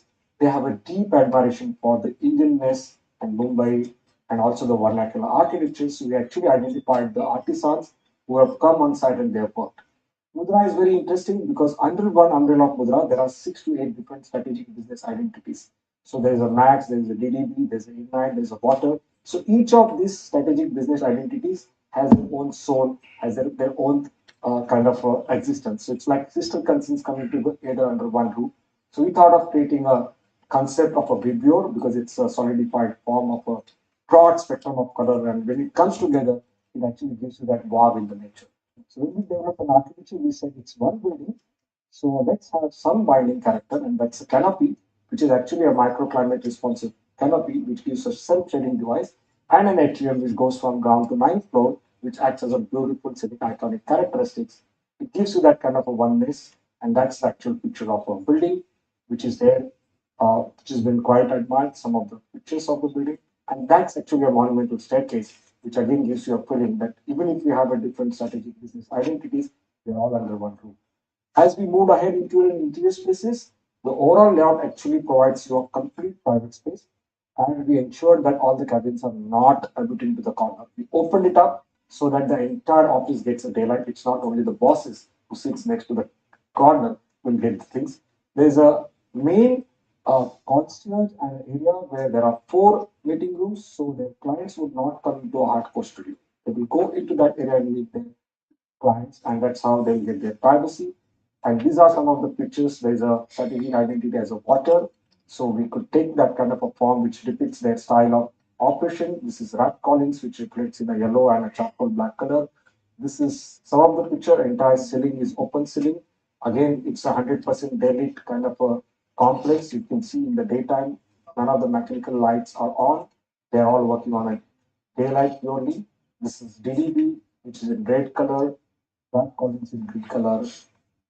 So these are every floors which actually kind of gives them their identity. There are a lot of fun places. They have a gym, they have a complete staying facility with a proper bathing facility and everything. Many of the people stay there for 2, 3 days. And these are the director's cabin. Actually the very, very homely kind of an environment. You feel as if it's a home office. That's a small glass where they will interact with their secretary and executive assistant. So a lot of things are very personalized, and they are actually bringing in the kind of culture they want to invite there. So we had a lot of interaction with them. Each of the director wanted a particular type of a thing, and that has been depicted there. This is a mudra tree, which is a nice gesture. Every new person will join them. They will put a photo on a leaf, so the tree keeps growing. And this tree is incremental. When we actually started designing for them, it was 400 people. It grew to 600 people. So we had to do the same space, which can go for that. Library is where people would like to sleep and read. So the library seats are also like that, where people literally want to lean on a beanbag and sleep and read, and kind of a gesture was there. A nice AV room where they would like to show their audio video presentation to their clients. So house is really a complete house. They do not want to get out of that premises to do anything right from pin to piano. That's Madhukar's cabin, the MD, extremely wonderful person, very great admirer of an Indian art. You can see the monolith going on the wall. These are the actual Wadley paintings done by the artist. We got the bunch of Wadley paintings. Each Wadley painting is different, exclusively made for Mudra. And there's a lot of fun that we had with these artisans. And that goes on a rug, that goes on the liners, that goes on a cushion, it goes everywhere. Then these are again some pictures of the managing director's cabin. Then they also wanted to create a fun. There are cabins which are named like the Charminar, Dhobigar, Mendi Bazaar, Chandni Chowk, and so on. So there's a lot of Indianness. The stenciling goes on a floor, the stenciling goes on a wall, and there's a nice origami, which was again depicted by the handmade crafted with things which reflects light in a very beautiful way. Then each and every area is very flexible. There is no static. So their cafeteria becomes a training room, becomes a fun place, becomes a seminar room, becomes also a conglomeration space. So every area is multifaceted. Nothing is static. A beautiful deck looking the Bandra Kurla complex becomes family gathering, and a lot of people take a pride to bring their families even on the weekday in the evening time, and they enjoy it over there. There's a rooftop terrace again that creates a lot of fun. There's an amphitheater on the ground floor where they do again a lot of fun. So this is quite exciting for us to work with them, and all of them very very happy. There are some of the pictures. So when you bring happiness to your clients, job well done. But when you really make them dance, I think it's more well done. Mudra has been receiving the Happy Office Award for consecutive 5 years. And here is a film which will show you how happy they are.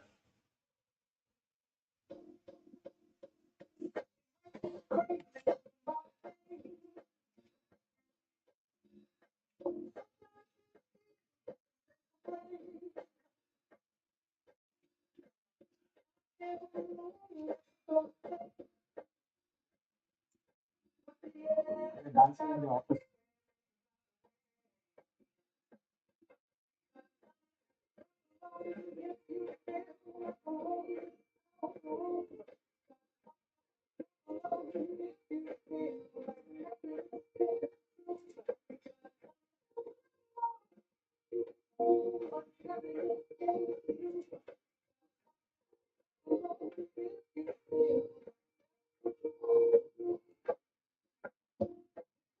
That's Madhukar.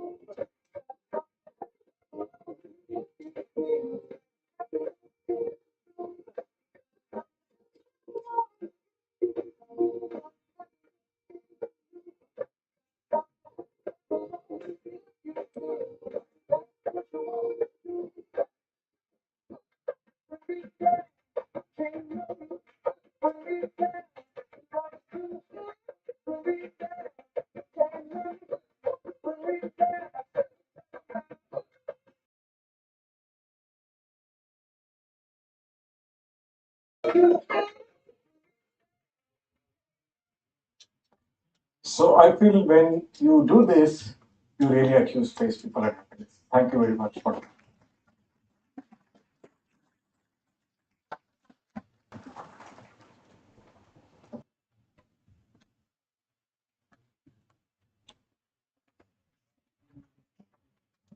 So we are happy, happy, super happy. As always, the brilliant presentation. this. Say that Mudra was part of what it the project manager, and she was with me right from inception of first visit to the site till we could induce the happiness to all the Mitra House people. So, applause to her. And okay, you were the Yes, of course. Girish is always an integral part of all our initiatives. So pardon me if I have missed taking some names, but all our team that has made this some. And I'm happy to share Pandit is also here who Yes. worked under me as a project manager. Okay, so next speaker, may I call upon Nandan?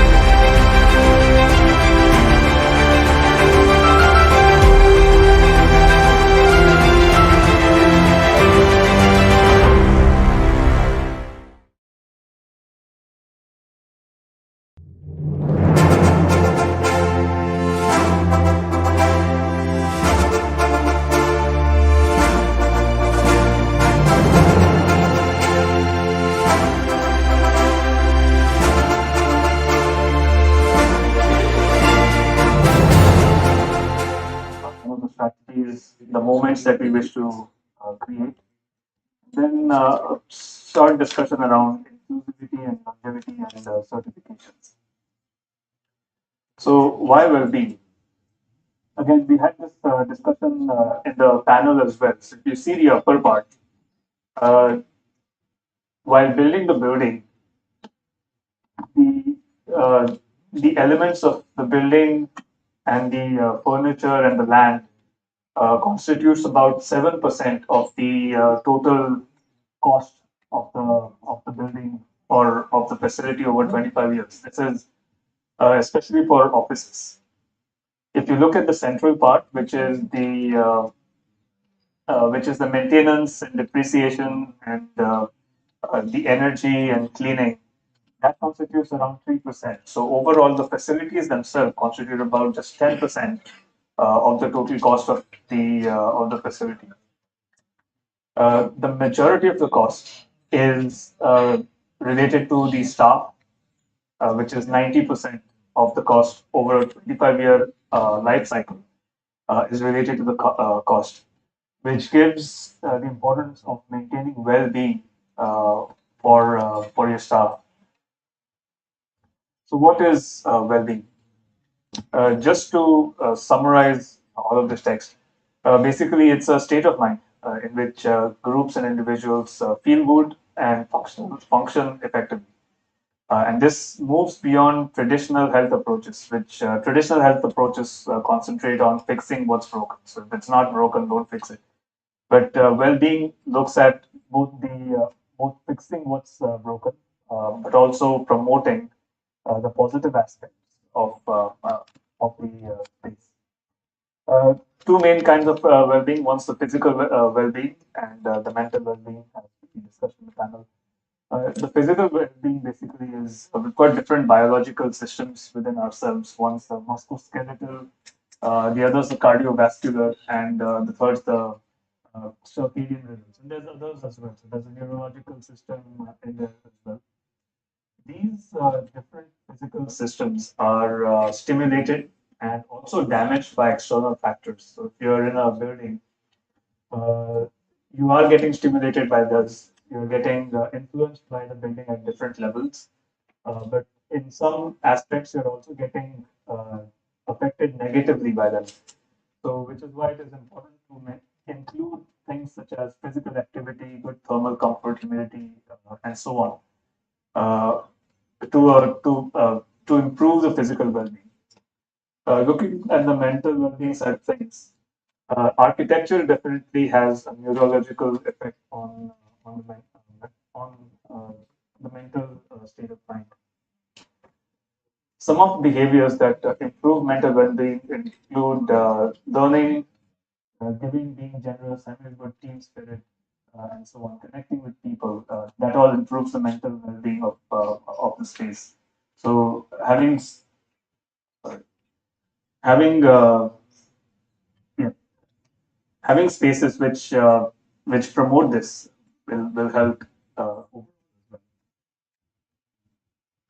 So talking about the built environment, uh, how does well-being uh, how does well-being get get more integrated into the built environment? So basically, we're talking about a healthy environment and healthy behaviors.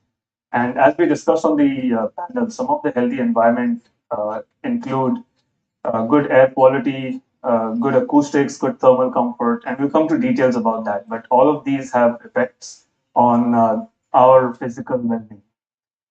On the mental side, there's healthy behaviors which take place as well, which include community and social equity. And if we have a good sense of community, for example, within the space that we're living in, uh, that will uh, that will give a positive aspect to our well-being. It also includes active design, so being able to design for more activity and some space for taking notice or restoration of our senses. So that helps as well. So again, there's the healthy environment and healthy behavior. And we'll come into more details of how these are further detailed. If we look at the overall well-being framework, it starts with the elements of the buildings, more architectural, more hard elements, which are site, massing, the facade, room proportions, ventilation strategy, and so on. That has an effect on the environment, and that has a give or take effect, basically, on the environment, which includes things like air quality, light, acoustics, and so on. All of these have an effect on the experience that we have as a human, which have an effect on our health, our productivity, and well-being. And ultimately, as we mentioned before, since uh, the staff-related costs are 90% of the overall cost of an organization over 25 years or so, all of this has an effect on economics. So if you look at this short cartoon, where it outlines the effects quite uh, quite nicely. So this guy over here says, "I can't hear myself think." So I can't hear myself think. Uh, it's too quiet in here. So it can be both these things, and these are related to acoustics. Again, there are some things related to visual comfort. There's indoor air quality and thermal comfort issues as well. And we'll come into more details of that. Uh, to highlight the issues of, or to highlight the design around well-being, I'll show a few examples. So one example is a Morphosis studio in California. Interestingly, there was this discussion in the previous panel on the tussle between energy efficiency and well-being, and sustainability and well-being as well. In this particular facility, they were able to achieve net zero while also improving the well-being and productivity characteristics of their people. So they also received the Center for Built Environment Livable Buildings mention because of them being able to do that. So the building is located in California. As you can see, there are several aspects around uh, good lighting, good daylighting, good biophilia, and so on. Another example I'll talk about is the Mirahold Los Angeles office. It also received a WELL Gold and a LEED Platinum certification as well. So again, it is possible to achieve good sustainability goals and good well-being goals at the same time. It's more of a case of optimizing what we have and how can we optimize what we, in the context that we're giving it. So coming to the first element, which is air quality and thermal comfort. So you can see from this image, with the utilization of something called as a monograph wind catcher, which catches the wind and brings it into the space.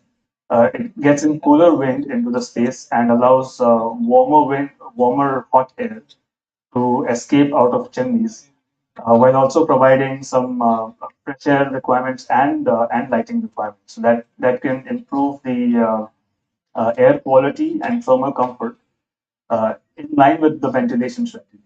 So if you note, the ventilation strategy is not fully mechanical based. They have introduced a lot of natural ventilation into this as well. And that has helped with improving some of the air quality aspects, especially the fresh air aspect of the building, as well as thermal comfort. Some of the other elements around facade and lighting give the experience of good lighting, good views, good day lighting, as you can see, and biophilia. Biophilia, as I mentioned before, is the experience of looking at, of having views of nature, of having views of plants and animals around us. And over the years, we've been, as I mentioned before, over around 10,000 years of evolution, we've seen plants and animals around us. It's just in the last few years we've not looked at them because of the way that buildings are now being built. However, it's found that biophilia has a positive effect on humans, and these are some ways in which we can bring in biophilia into our designs, while at the same time also letting in light and views. Some of the elements which go around improving our air quality are the environment, where there are pollutants, including PM10 and so on. The ways to improve the air quality are two basic ways. One is we have to bring in fresh air, which is a part of most of the codes, and the other thing is filtration, as was mentioned in the panel as well. Doing so can reduce the sick building syndrome and reduce sick leaves by about 35%, which has found to have an increase by around 11% in overall productivity. The ways in which we can do that is, again, by bringing in some fresh air, that can be done as well. On the other element, which is related to good well-being, is a water element. Some of the elements related to water is selecting the pipe material so that it's not leaching harmful components. Also making sure that Legionella is left out of, or Legionella is controlled. Now, Legionella is an interesting example where Legionella is a bacteria which grows in the water. Uh, uh, Between generally 20 and 50 degrees, Legionella it thrives at that temperature. Uh, However, if we design our systems to control Legionella, either by reducing the temperature of the water that's coming in, or by providing water treatment systems such as chlorine dioxide, uh, ozonization, that can reduce the Legionella, and that can help with improving the quality of water and improving well-being. Again, Legionella control is a mandatory requirement in lots of well-being rating systems. It's still not a mandatory requirement in some of the green building rating systems. For example, LEED still does not have Legionella as a key requirement. However, it's worth maybe looking at LEED and beyond, and do consider reducing Legionella risks. The other one was around acoustics. Acoustics can have quite a significant effect on the feeling of well-being. Uh, it's been found that if you have a chronic noise of around 45 degrees or above 45 degrees, it can have a negative effect on blood pressure, and even the moods can get worse. So it's got a negative effect on the neurological system, the sympathetic nervous system. So controlling your acoustics is quite effective and quite important as well. There are several ways in which we can control the acoustics. So one is by controlling the sound that comes from the mechanical systems, so selecting mechanical systems, HVAC systems, which have a lower sound requirement, sound rating. And the other way is by providing absorptive materials within your building itself, such as carpets or ceiling tiles and so on. Just another example of acoustics, how that can be implemented is by providing carpets, as we have over here, and having indoor vegetation as well. So green walls can also improve the acoustics. Again, things like simple things like even furniture,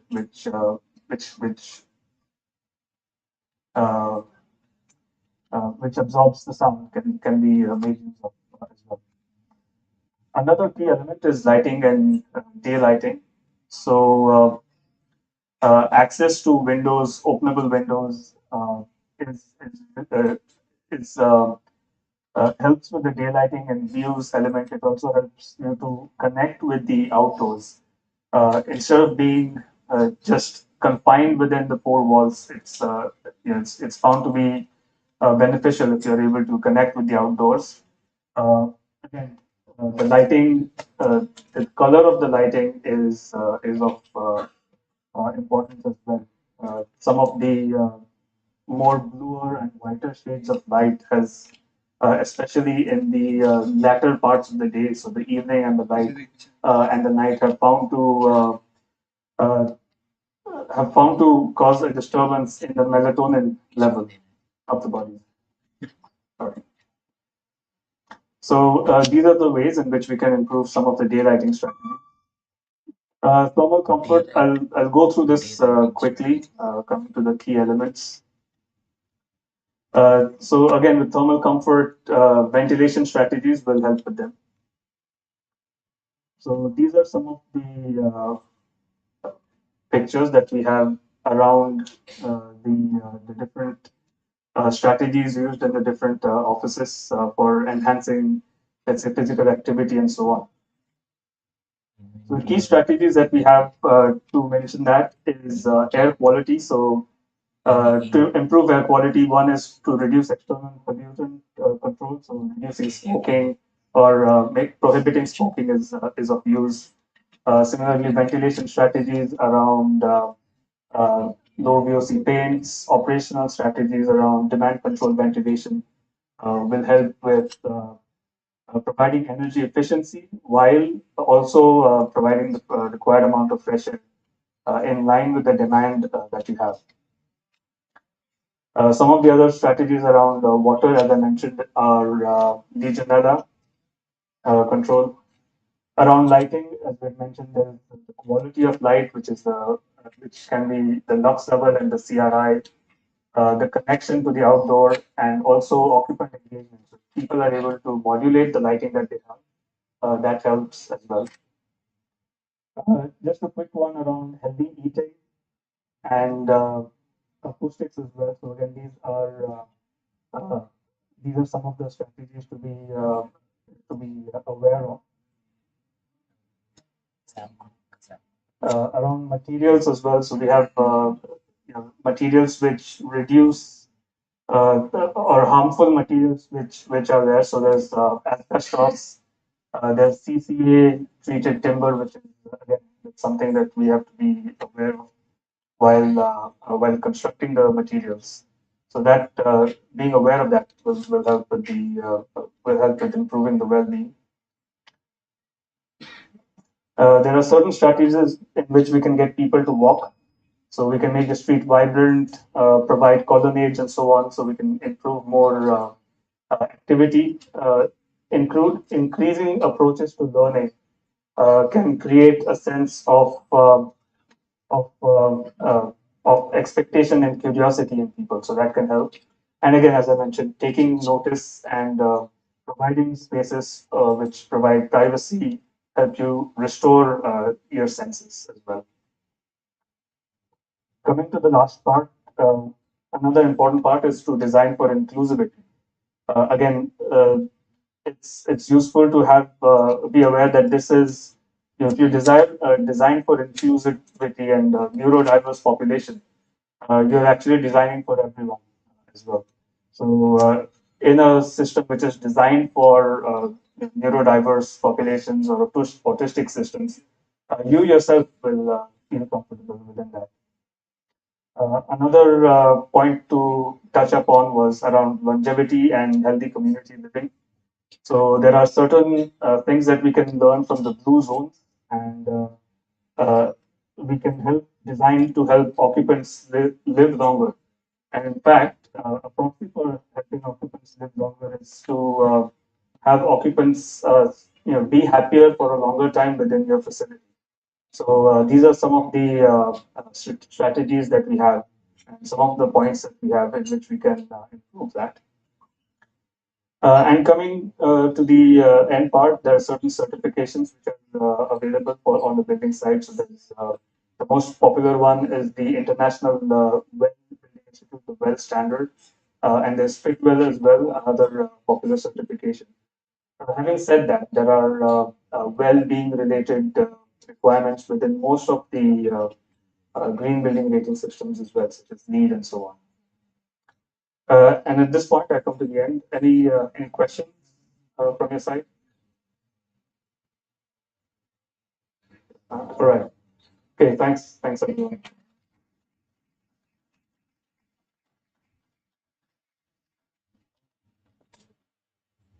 Thank you, Nandan.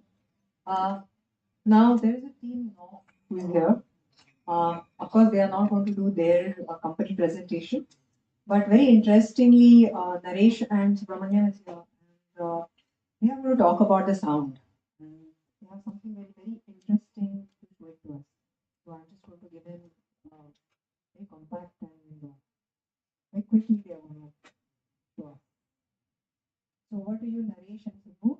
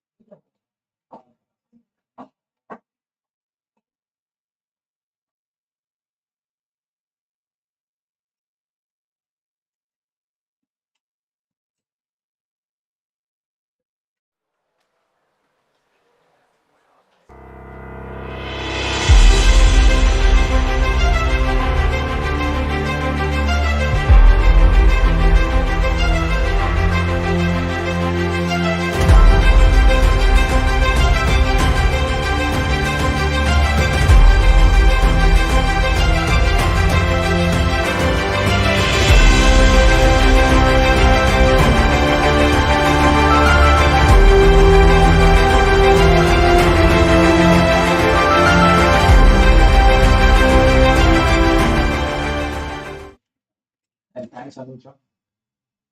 First of all, I'd like to congratulate all the panelists and all the presenters. A lot of learning for me personally, and I'm really happy that there are a lot of like-minded people. Yeah, so here I am.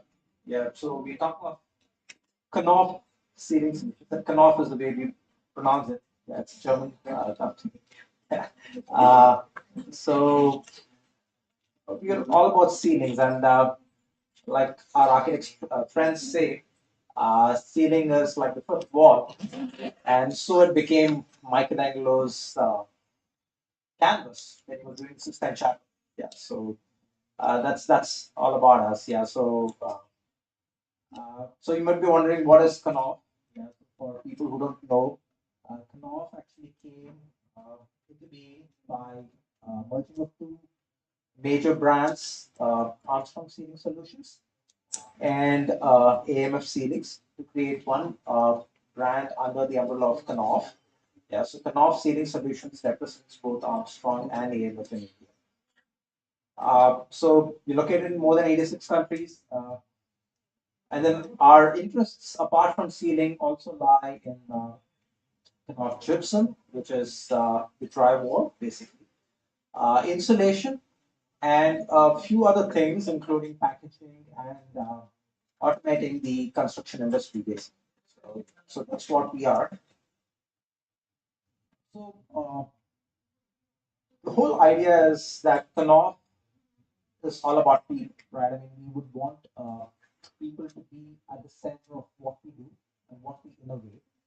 And we would want to do it in a way that where we would kind of collaborate. And we strongly believe that together we can actually build in a place which is safe, which is functional, which is visual and acoustically comfortable.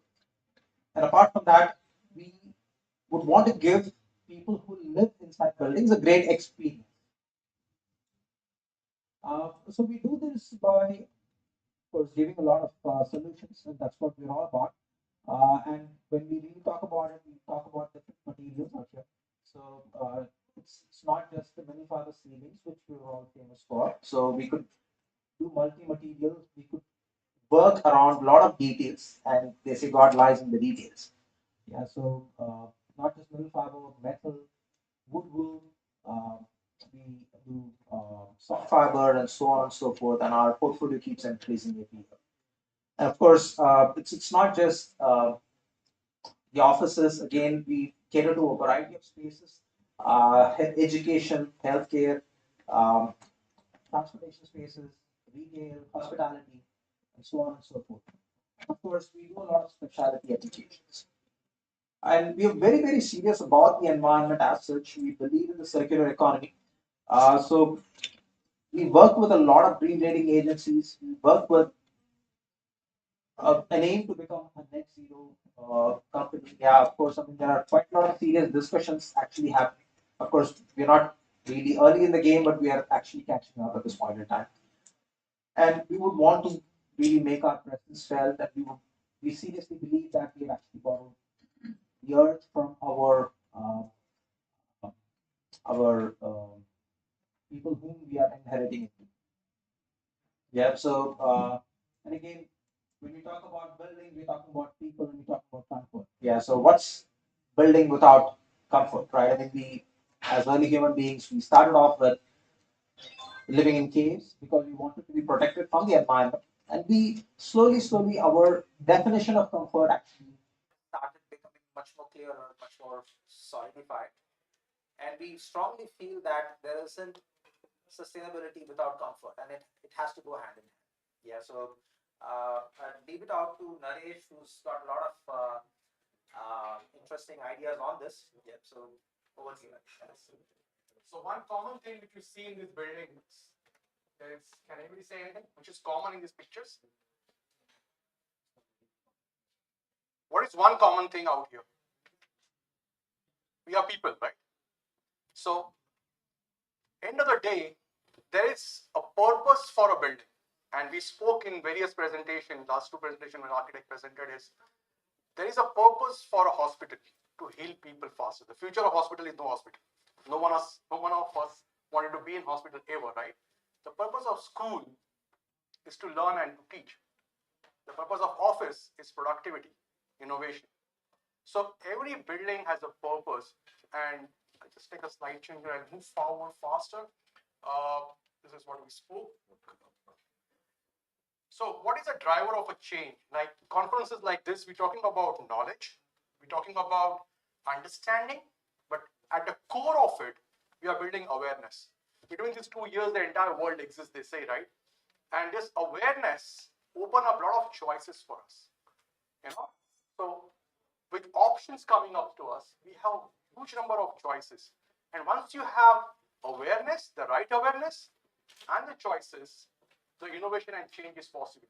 So what I will speak for next 7-8 minutes, which Anuja is going to give me, is quickly touch upon what awareness I had in last 8 or 10 years of research on ground as a part of a technical committee for National Building Code regarding sound and acoustics, mainly in education, but also in healthcare, also in office spaces. So I'll just zip through these case studies and real time sound logs in various places, and you would really enjoy them.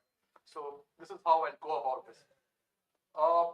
Yeah, the mission of the building, we already spoke about it, and the WELL standard really addressed that very well. It is not about carbon counting. That's how we pay cost to the buildings, right? We also have a perpetual cost the way we make the building energy guzzler or eco-friendly, and we spoke about it. But if you go to the school but can't learn, how costly is that? If you go to a hospital and get more infection, how costly that hospital is? You go to the office but couldn't work unless you go 1 hour early in the morning or work till 9 o'clock. How costly that office is? So this is the slide I think my friend spoke about. We improved 10% on electricity, we save big amount. We improved 10% on space saving, we save. But we improve 10% productivity of our people, that business becomes very profitable and serves the society far more than anything else. And that's where the wealth comes in.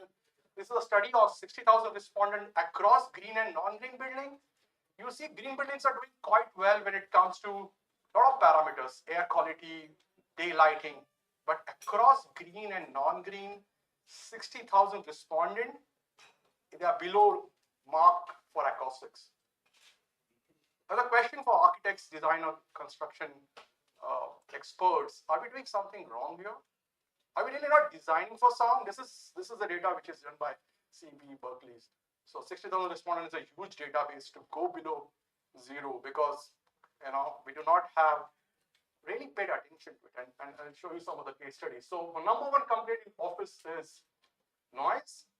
This kind of noise which is coming from mainly people speaking with each other, uncontrolled noise. There are design philosophies which you spoke about different space and different zones. So what really works is doing it as the requirement of the spaces, and ultimately it costs.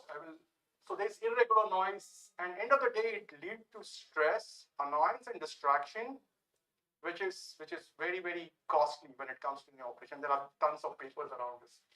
Now, next space is hospital, and hospital is the one building which need to stand tall in case of eventuality is hospital. Any other buildings in the city can go down, but that's where we need hospital building. And something which is very important for healing, like you and I can't sleep well for a couple of days, we can't function well when we go to the workplaces. Imagine the patient who's not able to sleep in ICU because of the noise in the nursing station coming in, or a trolley moving in, or a chatter happening, or a corridors are not designing for sound. And we all have experiences how it's grateful it is standing outside ICUs, and that's where the patient well-being and a fast recovery is the only purpose, and that is possible when serene atmosphere is there. That's a basic requirement.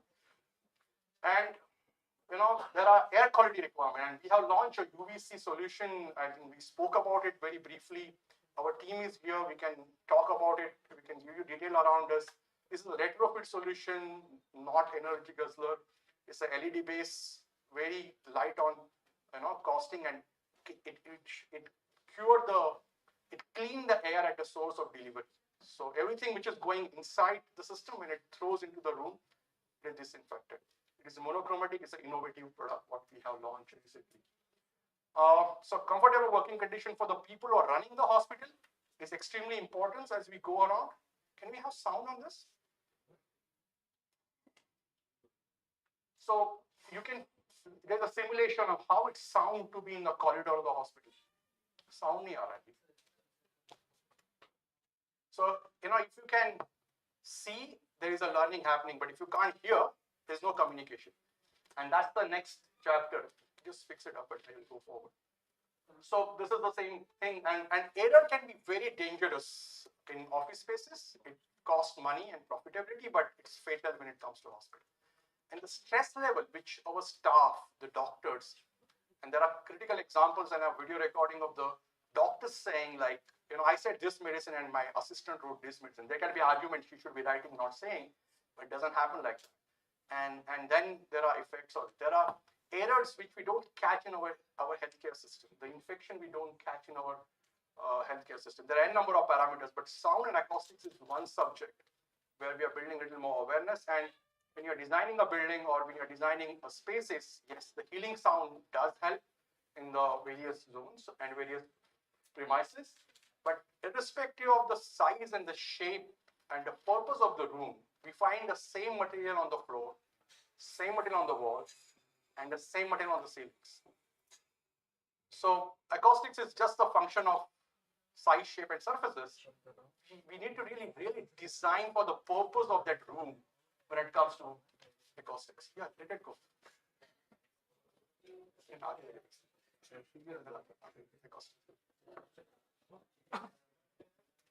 Yeah.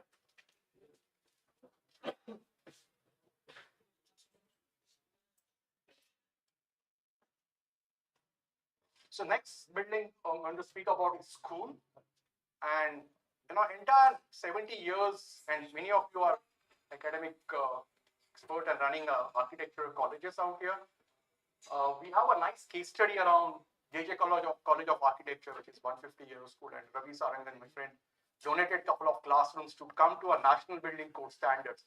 And we have recorded the interview of a teacher who was a student of the JJ College, and the students and the dean and the entire environment before and after.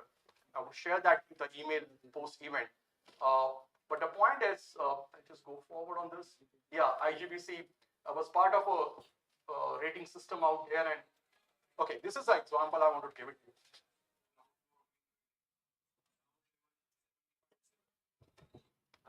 Yeah, so you can take it on your mobile app and you can see the dB levels in the space you are in.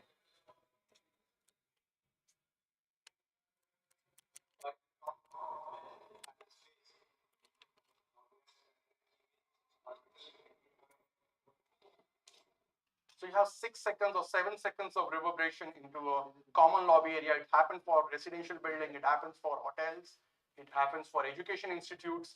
And this is the area where you have 4 people speaking and it becomes like a fish market. So it is important that we design for the purpose when it comes to such places. And as I said, this every area needs a different treatment, and our team can come and spend time with you for the project which you are dealing in. So Kendriya Vidyalaya, the best colleges, IB schools, and IS schools, they have a standard around sound, but our entire education system, I was saying, is have a blind spot around sound. As a country, even IGBC, I've been like requesting, it's an innovation when you get a sound acoustics incorporated. But globally, you go to any country, you cannot start a school unless it meets a national building code standard. Communication is all about sending and receiving information. And our focus has been around how good is the curriculum, how good is the teacher. And we also test the IQ level of student to admit into a school. But when they are meeting in that space, are they really communicating? Our mother keep on telling, go and sit in the first 2 rows, those are golden seats. If you sit on a back bench, you'll be a backbencher, right? So entire population of US is in the schools in India, and maybe only 10% are getting what teacher is saying, and only 10% time teacher is teaching. The rest of the time he is tired speaking in that. And we'll get a glimpse of what acoustics is. So 1 out of 4 words spoken in this space is not been heard. And this is the research data around this. And this has a 2 background to it. One is background noise, and other is reverberation time. And reverberation time is 7 standard physics definition saying it's a time in seconds required for sound to die by 60 decibels. Simple. But we never experience reverberation in most of the schools or colleges, right? You know why? Because the background noise is so high that reverberant noise get absorbed logarithmic into the original background noise. But the first victim of reverberation is clarity.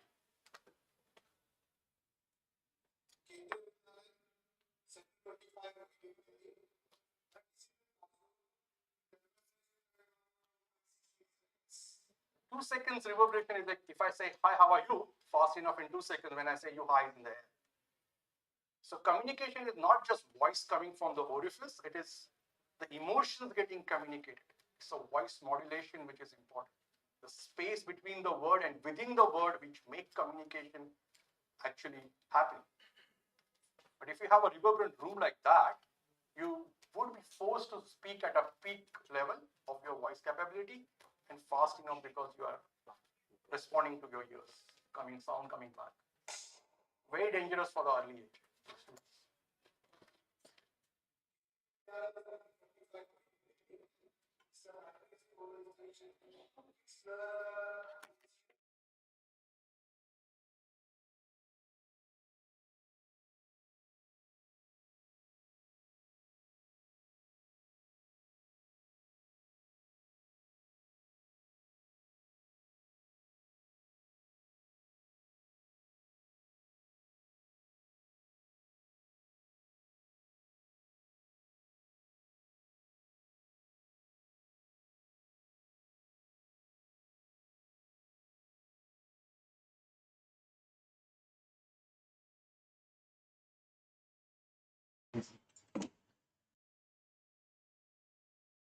But there is a huge risk for the teachers as well, because as we said, 45 decibel, we were surprised.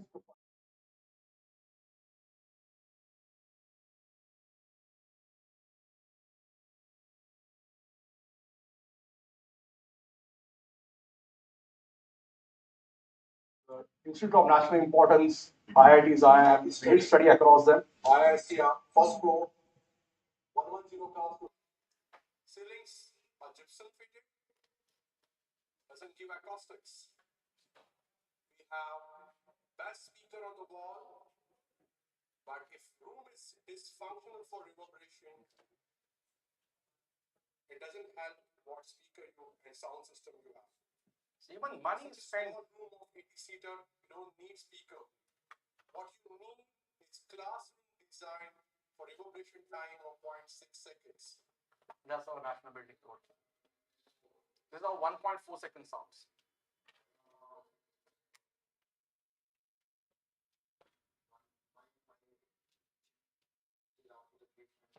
You see a world of difference, it's like you're speaking in open air.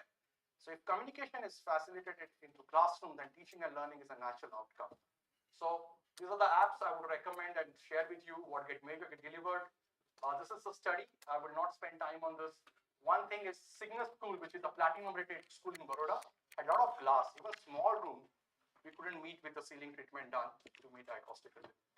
And when you treat reverberation time, the background noise level goes down by 10 decibel. 10 decibel is half an hour. It's so different experience to learn and teach.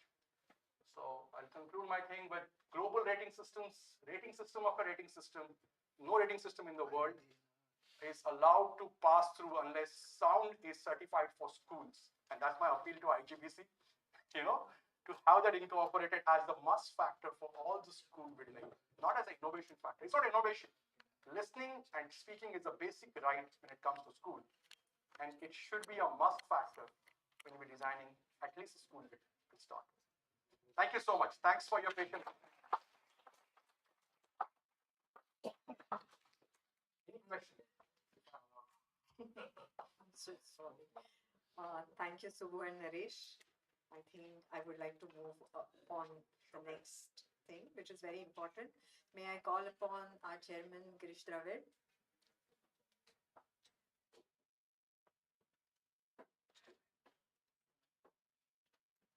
Before we move to Tanmay's presentation, there's a little bit of thank you note, which is from Girish.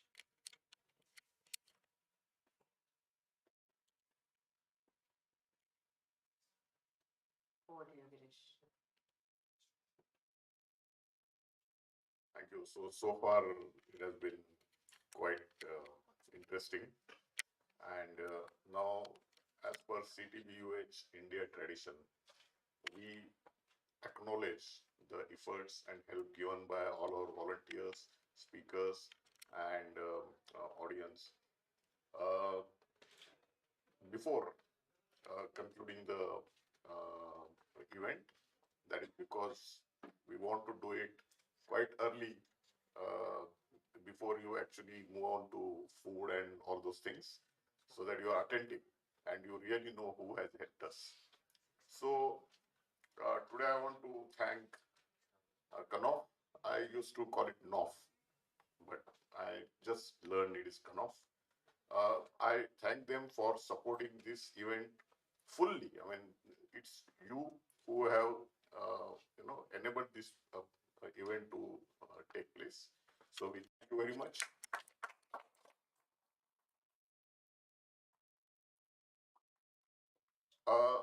I thank Gurmeet, Sandeep, Nandan, Tanmay, Karthikeyan, and Sumesh for agreeing to come and present their views and enlighten us on this.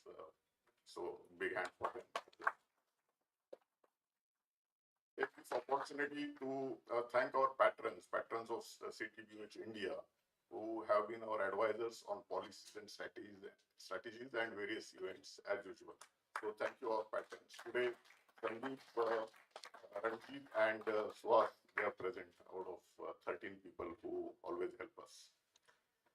Then my core team, Anil, Nikhil, Subodh, Anuja, Tak and Yogesh. Thank you very much for crafting and curating this whole event so nicely. And Sarna, Amit, Aditya, Meenal, Ankita and Sanjay, thank you very much for your, and of course the entire audience who have come through this very nasty weather today, unexpected rains, and still you have come here. And it has been wonderful having you here. Thank you very much.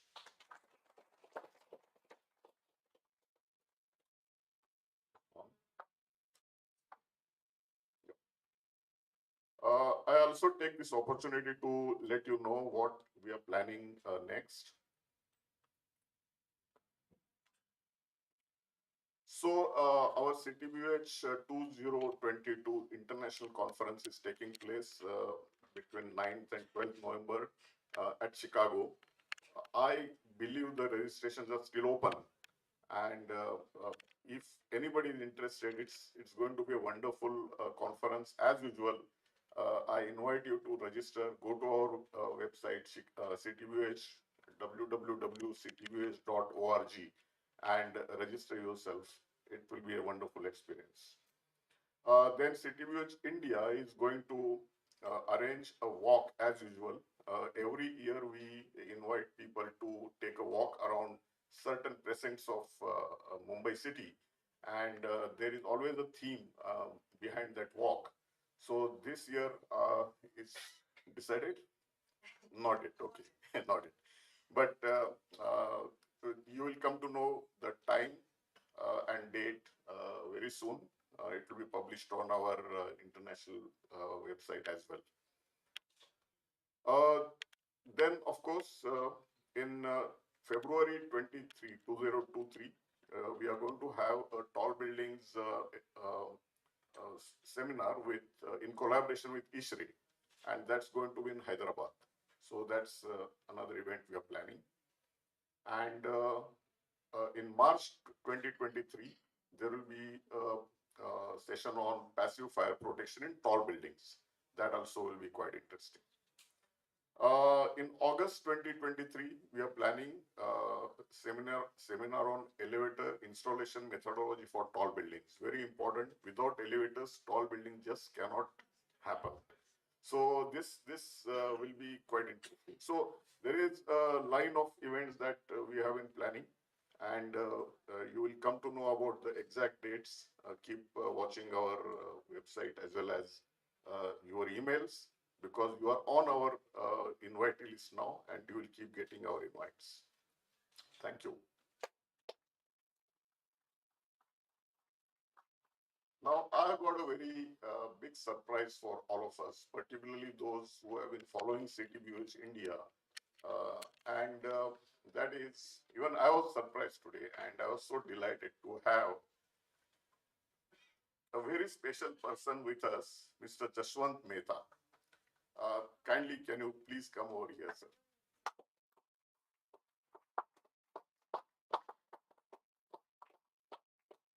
Uh, we have been talking about CTVH India, and we say that CTVH India was formed as an organization in India in 2015.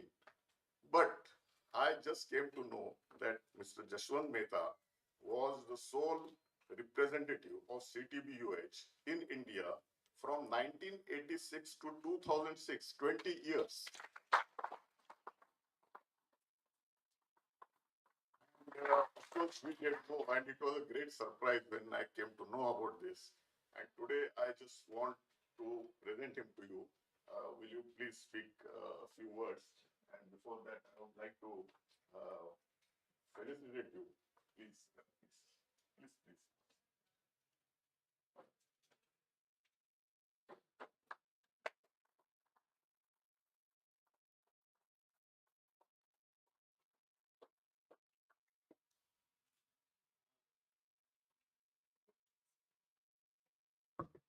Thank you so much for introducing me. It's quite a coincidence that we are into 22 and 22. The first program of CTPU in India was held, we will be just completing 50 years. It was January 1973. The International Conference on Tall Buildings was held by Council on Tall Buildings along with certain Indian bodies like Indian Institute of Architects, Engineers, etc. It was a 3-day full conference where the first time the exposure was given to the various aspects of tall buildings in India, services, the structural side, the environment, the architecture. It's a 3-day full conference, and it was held in Delhi in that famous, that's, which is the most. India Habitat. No, other one. It was attended by about 350 delegates. Can you believe it? And we'll be completing 50 years, so I would like to say that maybe on that occasion you can have some program. And it was at that time I was just 32-year-old. It was such an exciting thing for me to attend that conference, come in contact with the stalwarts who were the founders of this council, Dr. Fazlur Rahman Khan, Dr. Lynn Biddle, Pintesco, so many of them. And that excitement led me to get more involved in tall buildings with various problems. The first time, in India, the exposure was so much for me. Of course, I did my postgraduate in structural engineering from USA. I worked in Manhattan. It was very exciting. Uh, I was also fond of architecture and town planning, reading a lot about what is happening in US cities. And when I came to India in 1965, it was a shock to me that the permissible FSI in Bombay city was merely 1.33 in city and 1 in suburbs. For a person like me, who rates that the permissible FSI in Chicago was 40. New York was 15 going up to 21 with TDR concept. When I talk to people over here, okay, what the hell you are going to have a city which is nearly 4.5 million, it will be 8 million very soon, and you are just thinking of FSI of 1 and 1.33, no concept of infrastructure, merely only thing is even more FSI means we will have more congestion, nothing beyond that. Now that led me to do more studies. I wrote the first book on high-rise building, that was in 1978. It was the inspiration of Dr. Fazlur Rahman Khan and others that you must do something. And then for so many years, I was quite active. Every 4 years, Council used to have a World Congress on tall buildings.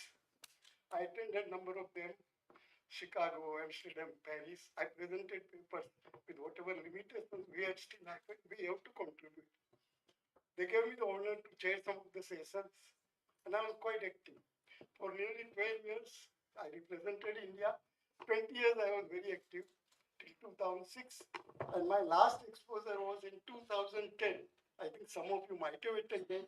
At Renaissance Hotel, there was an international conference on tall buildings sponsored by the council.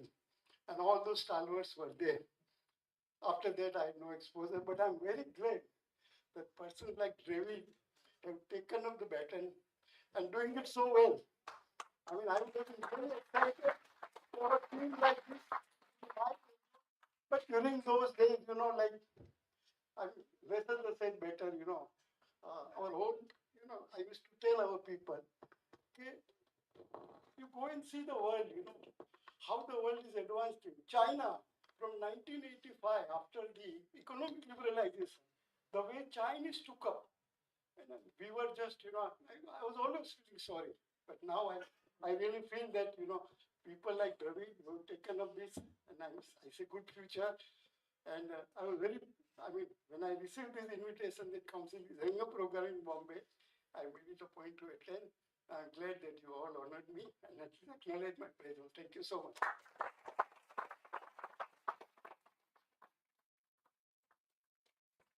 Thank you very much, Jaswantji. We are all so fortunate to have you here, and yeah, we are proud of you. Thank you very much. Over to Anuja. This was the high point. Best work that the council had done was this monograph, 5 volumes. 5 volumes that was published way back in 1965. And it covered all, about 5,000 to 6,000 pages. And I was so excited that I took up the work of, marketing that. Many volumes. And many of them went to the engineering colleges, architecture colleges. So I thought this is the best way the council's work will be reflected. And I want that there should be a very good library here. When all these proceedings of council, I am ready, to contribute financially also to some extent for the library of this country. Oh, that would be great. That would be great. These are like, the foundation of the tall building knowledge. Yes, yes. We'll be delighted, sir. We'll be delighted. Thank you very much. In fact, when he talked about those 5 volumes of proceedings of council on tall buildings, I remember how I was introduced to CTBUH. I was in fourth year in IIT Bombay. We had a 5-year course. So in the fourth year, as I was trying to think about my career, what I wanted to be and all that. So I used to go to library and scan the books. And there I came across these 5 volumes of CTBUH conference proceedings. And one paper caught my attention, and I was like, oh, tall buildings. That paper was Psychology of Individuals Living in Tall Buildings. And I just kept on reading and I was amazed. I mean, the council was doing such kind of research on, habitats in tall buildings, what people think, what is the sociological impact and all those things. I was amazed. And then I went through all the conference proceedings and I was like, oh, this is the thing I wanted to do in life. So thank you, Jaswantji. If you can contribute that way to CTBUH, nothing like it. Thank you very much.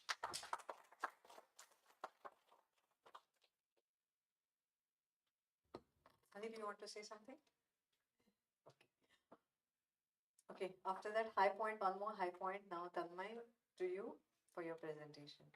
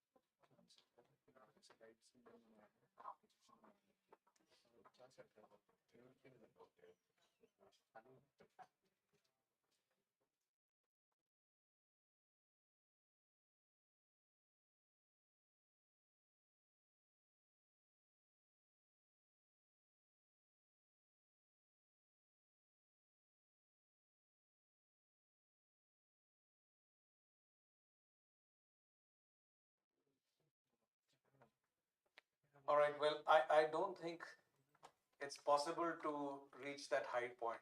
Okay, so I'll not even try. I think most of what was discussed was relevant to from our professional as well as personal experiences, and what I wanted to talk about was very simple things, and to make a statement that says that when we talk about health, well-being, uh, this all these complex things, including acoustics and air quality, and the subject is vast. And in fact, I was about to say what you just mentioned, that there's a lot of information and misinformation on the psychological effect and the well-being in tall structures, and especially when it comes to housing, and as you said, in high-rise housing. So that's a subject worthy in terms of looking at well-being. Just purely, I would really be happy to see a workshop which focuses on the psychological aspects of well-being of tall buildings. But here, the whole point of my presentation was to say that whether it's a new building or it's an existing building, while all these things sound complex, it's possible to do it, and it's easy actually to do it. So I'll skip through most of the things, but buildings affect our health and well-being uh, in different ways: performance, health, and daylight is an important part that improves mood, reduces stress, help fight depression, improves sleep quality, and we talked about circadian rhythm. And when you talk about it, there's so much discussion on the circadian rhythm and how much money one needs to spend to get a lighting system that balances it. If you have a daylight in your building, you don't need it. I mean, it's there. That the whole rhythm is circulated by the sun.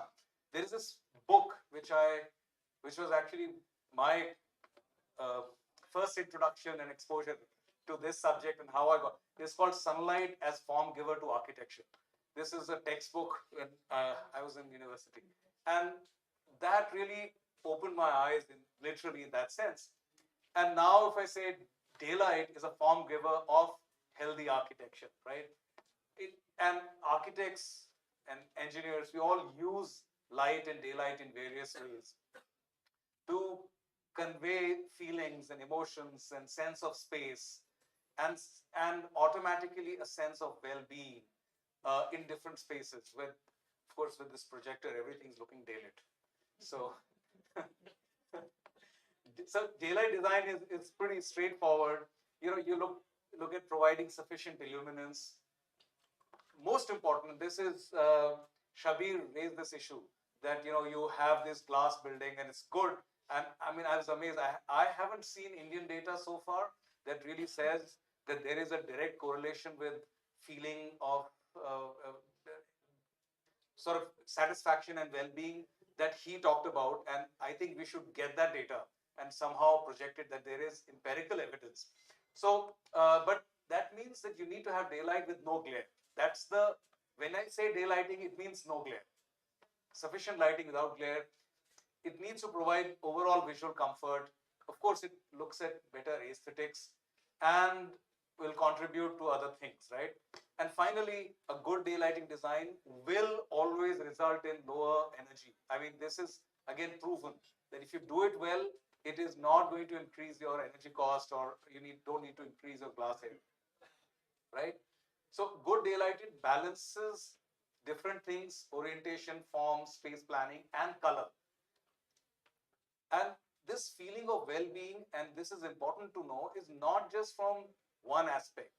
Uh, Again, Sandeep's this presentation is amazing. You look at not just the outer dimension, but what is the color inside? What are the properties and the surface and the texture? And we have done studies, and I'll show you this example, that uh, a simple thing like the texture of an interior panel can change the daylighting performance of a space, right?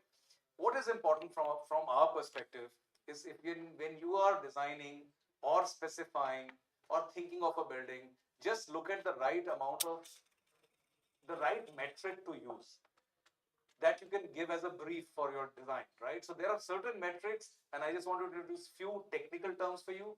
One is called daylight factor, one is called daylight autonomy, one is called useful daylight illuminance, one is called spatial daylight autonomy. These are static factors and these are dynamic factors. Simple thing, daylight factor is any at a given point of time of the daylight available, how much of it is coming at a particular place. It's a simple ratio in a way. I mean, it's got a lot of factors, but that's what it is. Daylight autonomy is very important. Let's say for a residential application, which says what is the percentage of hours in a day when daylight is available, you don't need to switch on your lights. Essentially, that you can work autonomously on daylight, right? These two are very important. Useful daylight illuminance is if I cut out all the hours when there is too little light or too much glare on a flow plate, and I count the number of hours where I'm getting that, that is my useful daylight. And spatial daylight autonomy is very similar, which is what percentage of time I get daylight within a specific range, let's say 100 to 2000 lux.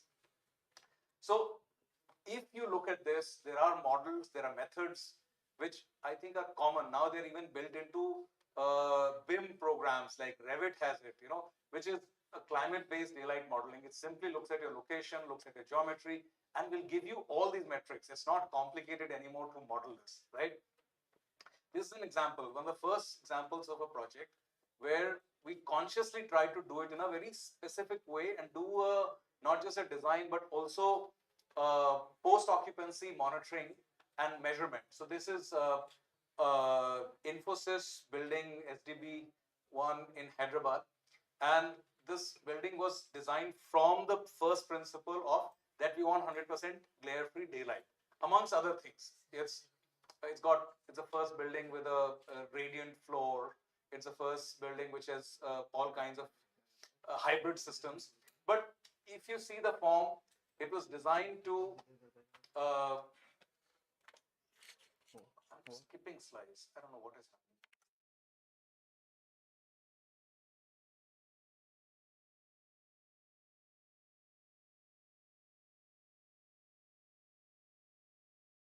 Good daylighting is careful balance of light and heat.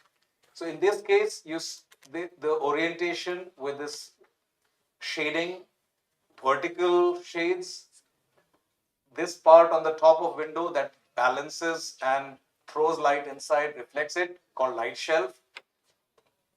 This enabled us to get this kind of a feel inside a building. The first thing was, and this is a thumb rule, how much light can you get from a window? It's more or less related to the height, the top of the height of the window, and doing lots of analysis and simulation, we came back to the same number. Essentially, if I have a typical office building, which is say 3.5 to 4.5 meter tall, if I do my window design carefully, about 18-20 meters is the maximum if I get the width of the building that I can get daylighting from both the sides to be 100% in. Anything over that, there's a compromise. You may have services in the middle or whatever, so you can maybe increase it a little bit. But a building that is deeper than 3 times the height of a window starts getting challenging to provide enough daylight inside. And so if I do that math, then 18 meters will be an ideal thing for a 3-meter ceiling, right? 9 and 9, 18. So this building was designed actually to be 18 meters, the width of the window. And when we did the post-occupancy survey, and some things we did not consider in design. Just a simple fact that there's a duct inside, which is lower and darker, actually reduce the daylighting performance in the middle of the building. So it's not that you can do this in isolation. If you don't factor in your services, your ducts, your other things that run in the ceiling and the surface, everyone has to be together in this. Otherwise, by the end, the color of this panel made a difference. So this is sensitivity to the whole thing. This is the project facing the wrong way on a plot designed by my friend Amit Arora from DC Architects. And this is an office building. They had to provide windows, they had to cut down the glare, and we worked with them and they came up with a beautiful form. It's a lot of glass inside, shaded with this beautiful shading that provides a beautiful filtered light view. Just I think this completed a couple of years ago. See this building, and really didn't have to do too much, irrespective of the orientation and other things. One could just adjust the size and shape of the louver to get this right in a new building. The last example I'm going to show is an existing building. This is a factory in Indonesia, and this is how it was, like a typical factory, garment factory. And we looked at retrofitting it, getting daylight in, doing the standard things. All of this was done. Colors were changed, additional light colored surfaces added. And this is the same factory before and after, the same shed. Right? So they have better lighting, they have just a different feeling altogether once you're in that space. Right? And this factory, then industries are so sensitive to any input cost. They actually calculate the payback on everything because it's their bread and butter, right? Literally. So this actually, they were reluctant to make a change, and they said, "What benefit will I get by introducing daylighting? Lighting is cheap. LED lights are cheap now. How much?" But once they did it, now they're the whole group, and this one building which came up about 4 years ago has changed the whole in that region, the design of garment factories. The last point on this is that it's not just good, it's also now required. All rating systems require this, and our energy conservation building code in the envelope section, which is wall, window, roof, there are only two mandatory requirements. Everything else is optional. You can do a building without double glazing. You can do a building without insulation. Those are the only one mandatory thing is related to sealing of the leakages, preventing leakages from the building. So it's the gasketing and sealing of openings and things like that. But the second one is daylighting. So useful daylight illuminance of 90% of the potential daylight point. If you are let's say, office building or an educational building, at least 40%. What it means is, and this is for the entire floor plate, including your service rooms, HUs, staircases, everything. So, because otherwise, it's a gaming of the system. You can say, okay, this is non-usable space, this is not used regularly, and things. So, if you take my floor plate of the building, what it says is at least 40% of my space should have a useful daylighting for 90% of the time in which there is daylighting available outside. And this useful daylighting is in the range of, I think, 100 to 2000 lux. So if it's over 2000, that means if you're too close to the window, which has a tall glass and no shading, then it's disqualified. It's not in that range. If it's less than 100 lux, you should be able to see where you're walking and see the surface texture, then it doesn't count. And this is the mandatory requirement. Now, ECBC has been mandated by many states, but this is one requirement. Even the authorities are yet to catch up to it, right? But this is a mandatory requirement for also approvals, and most tall buildings come under this. So when we talk about this, it's not just a good thing to do, it's now mandatory. And as we go towards a net zero spec, which is a super ECBC, which is like, it goes even further. So daylight, and there are other slides that I won't talk about acoustics and other factors because we did have a wonderful presentation, thanks to you. So I would say from health and well-being perspective, number one thing will be to get adequate natural light, ventilation, all the other things will come forward. It's not just a good thing, it's required. And we must ensure that this is done, and it's possible both with new buildings and to a large extent with retrofits as well. Thank you.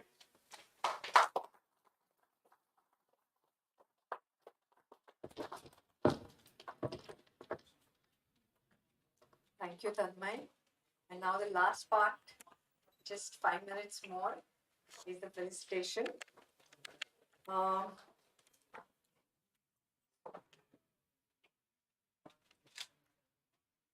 So may I call upon architect Sandeep Shikri over here, and our vice chairman, Anil Hira.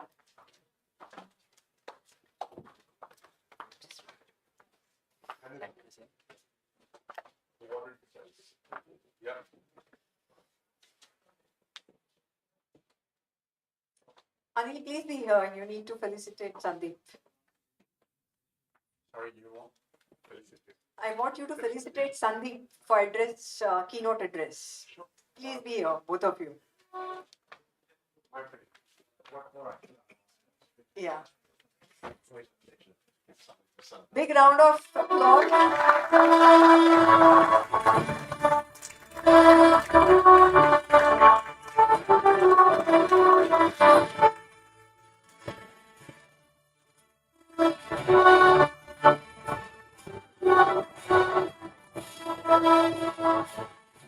Thank you, both of you. Next, I think, yeah, thank you. Gurmeet Singh Arora, I think he was unwell, so he has left. So can I request architect Hiten Sethi to receive it on behalf of Gurmeet? And can I call our chairman Girish Dravid to be here to felicitate Gurmeet Singh?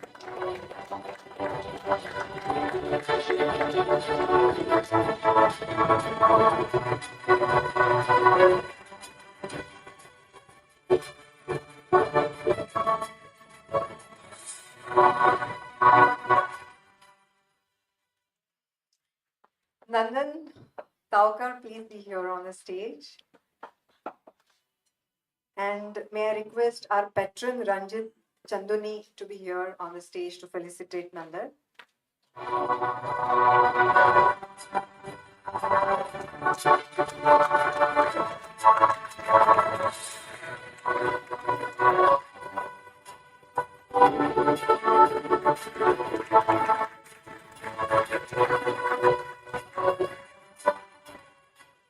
Thank you, both of you.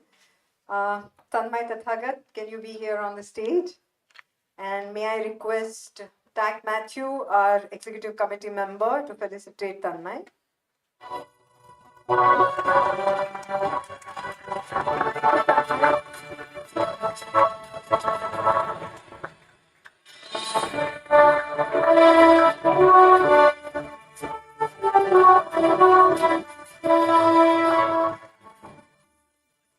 Mr. S. Karthikeyan, I request you to be on the stage, and I request our director, treasurer, Subodh Arora, to be there on the stage.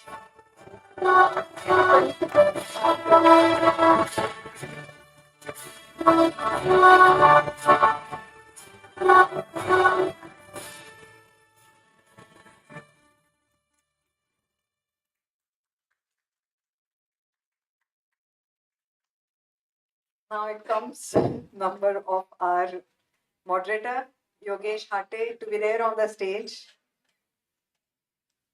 A wonderful round and firefighting today you have done. A big round of applause. Can I request our director, Nikhil Sangvi, to be there on the stage?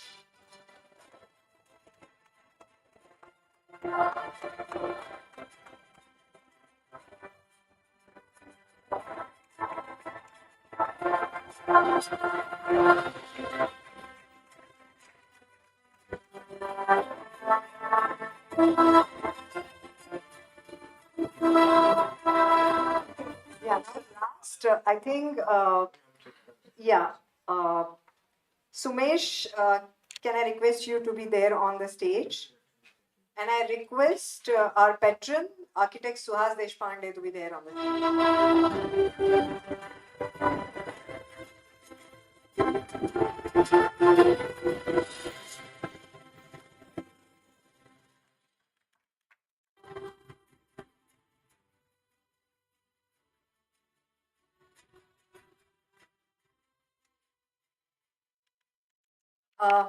Actually, Mr. Som Sundaram could not come from North, so can I request Naresh you to accept the felicitation on his behalf? And I'm going to do it.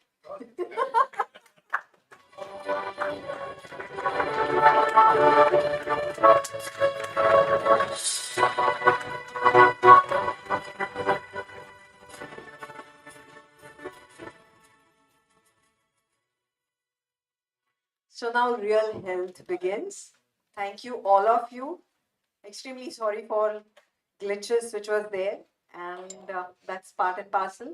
But I think everything went well, and now bar opens and we start interacting.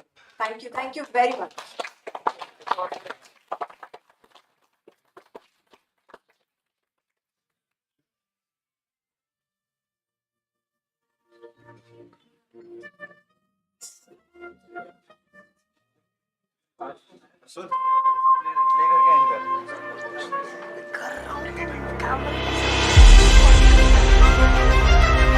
I don't know.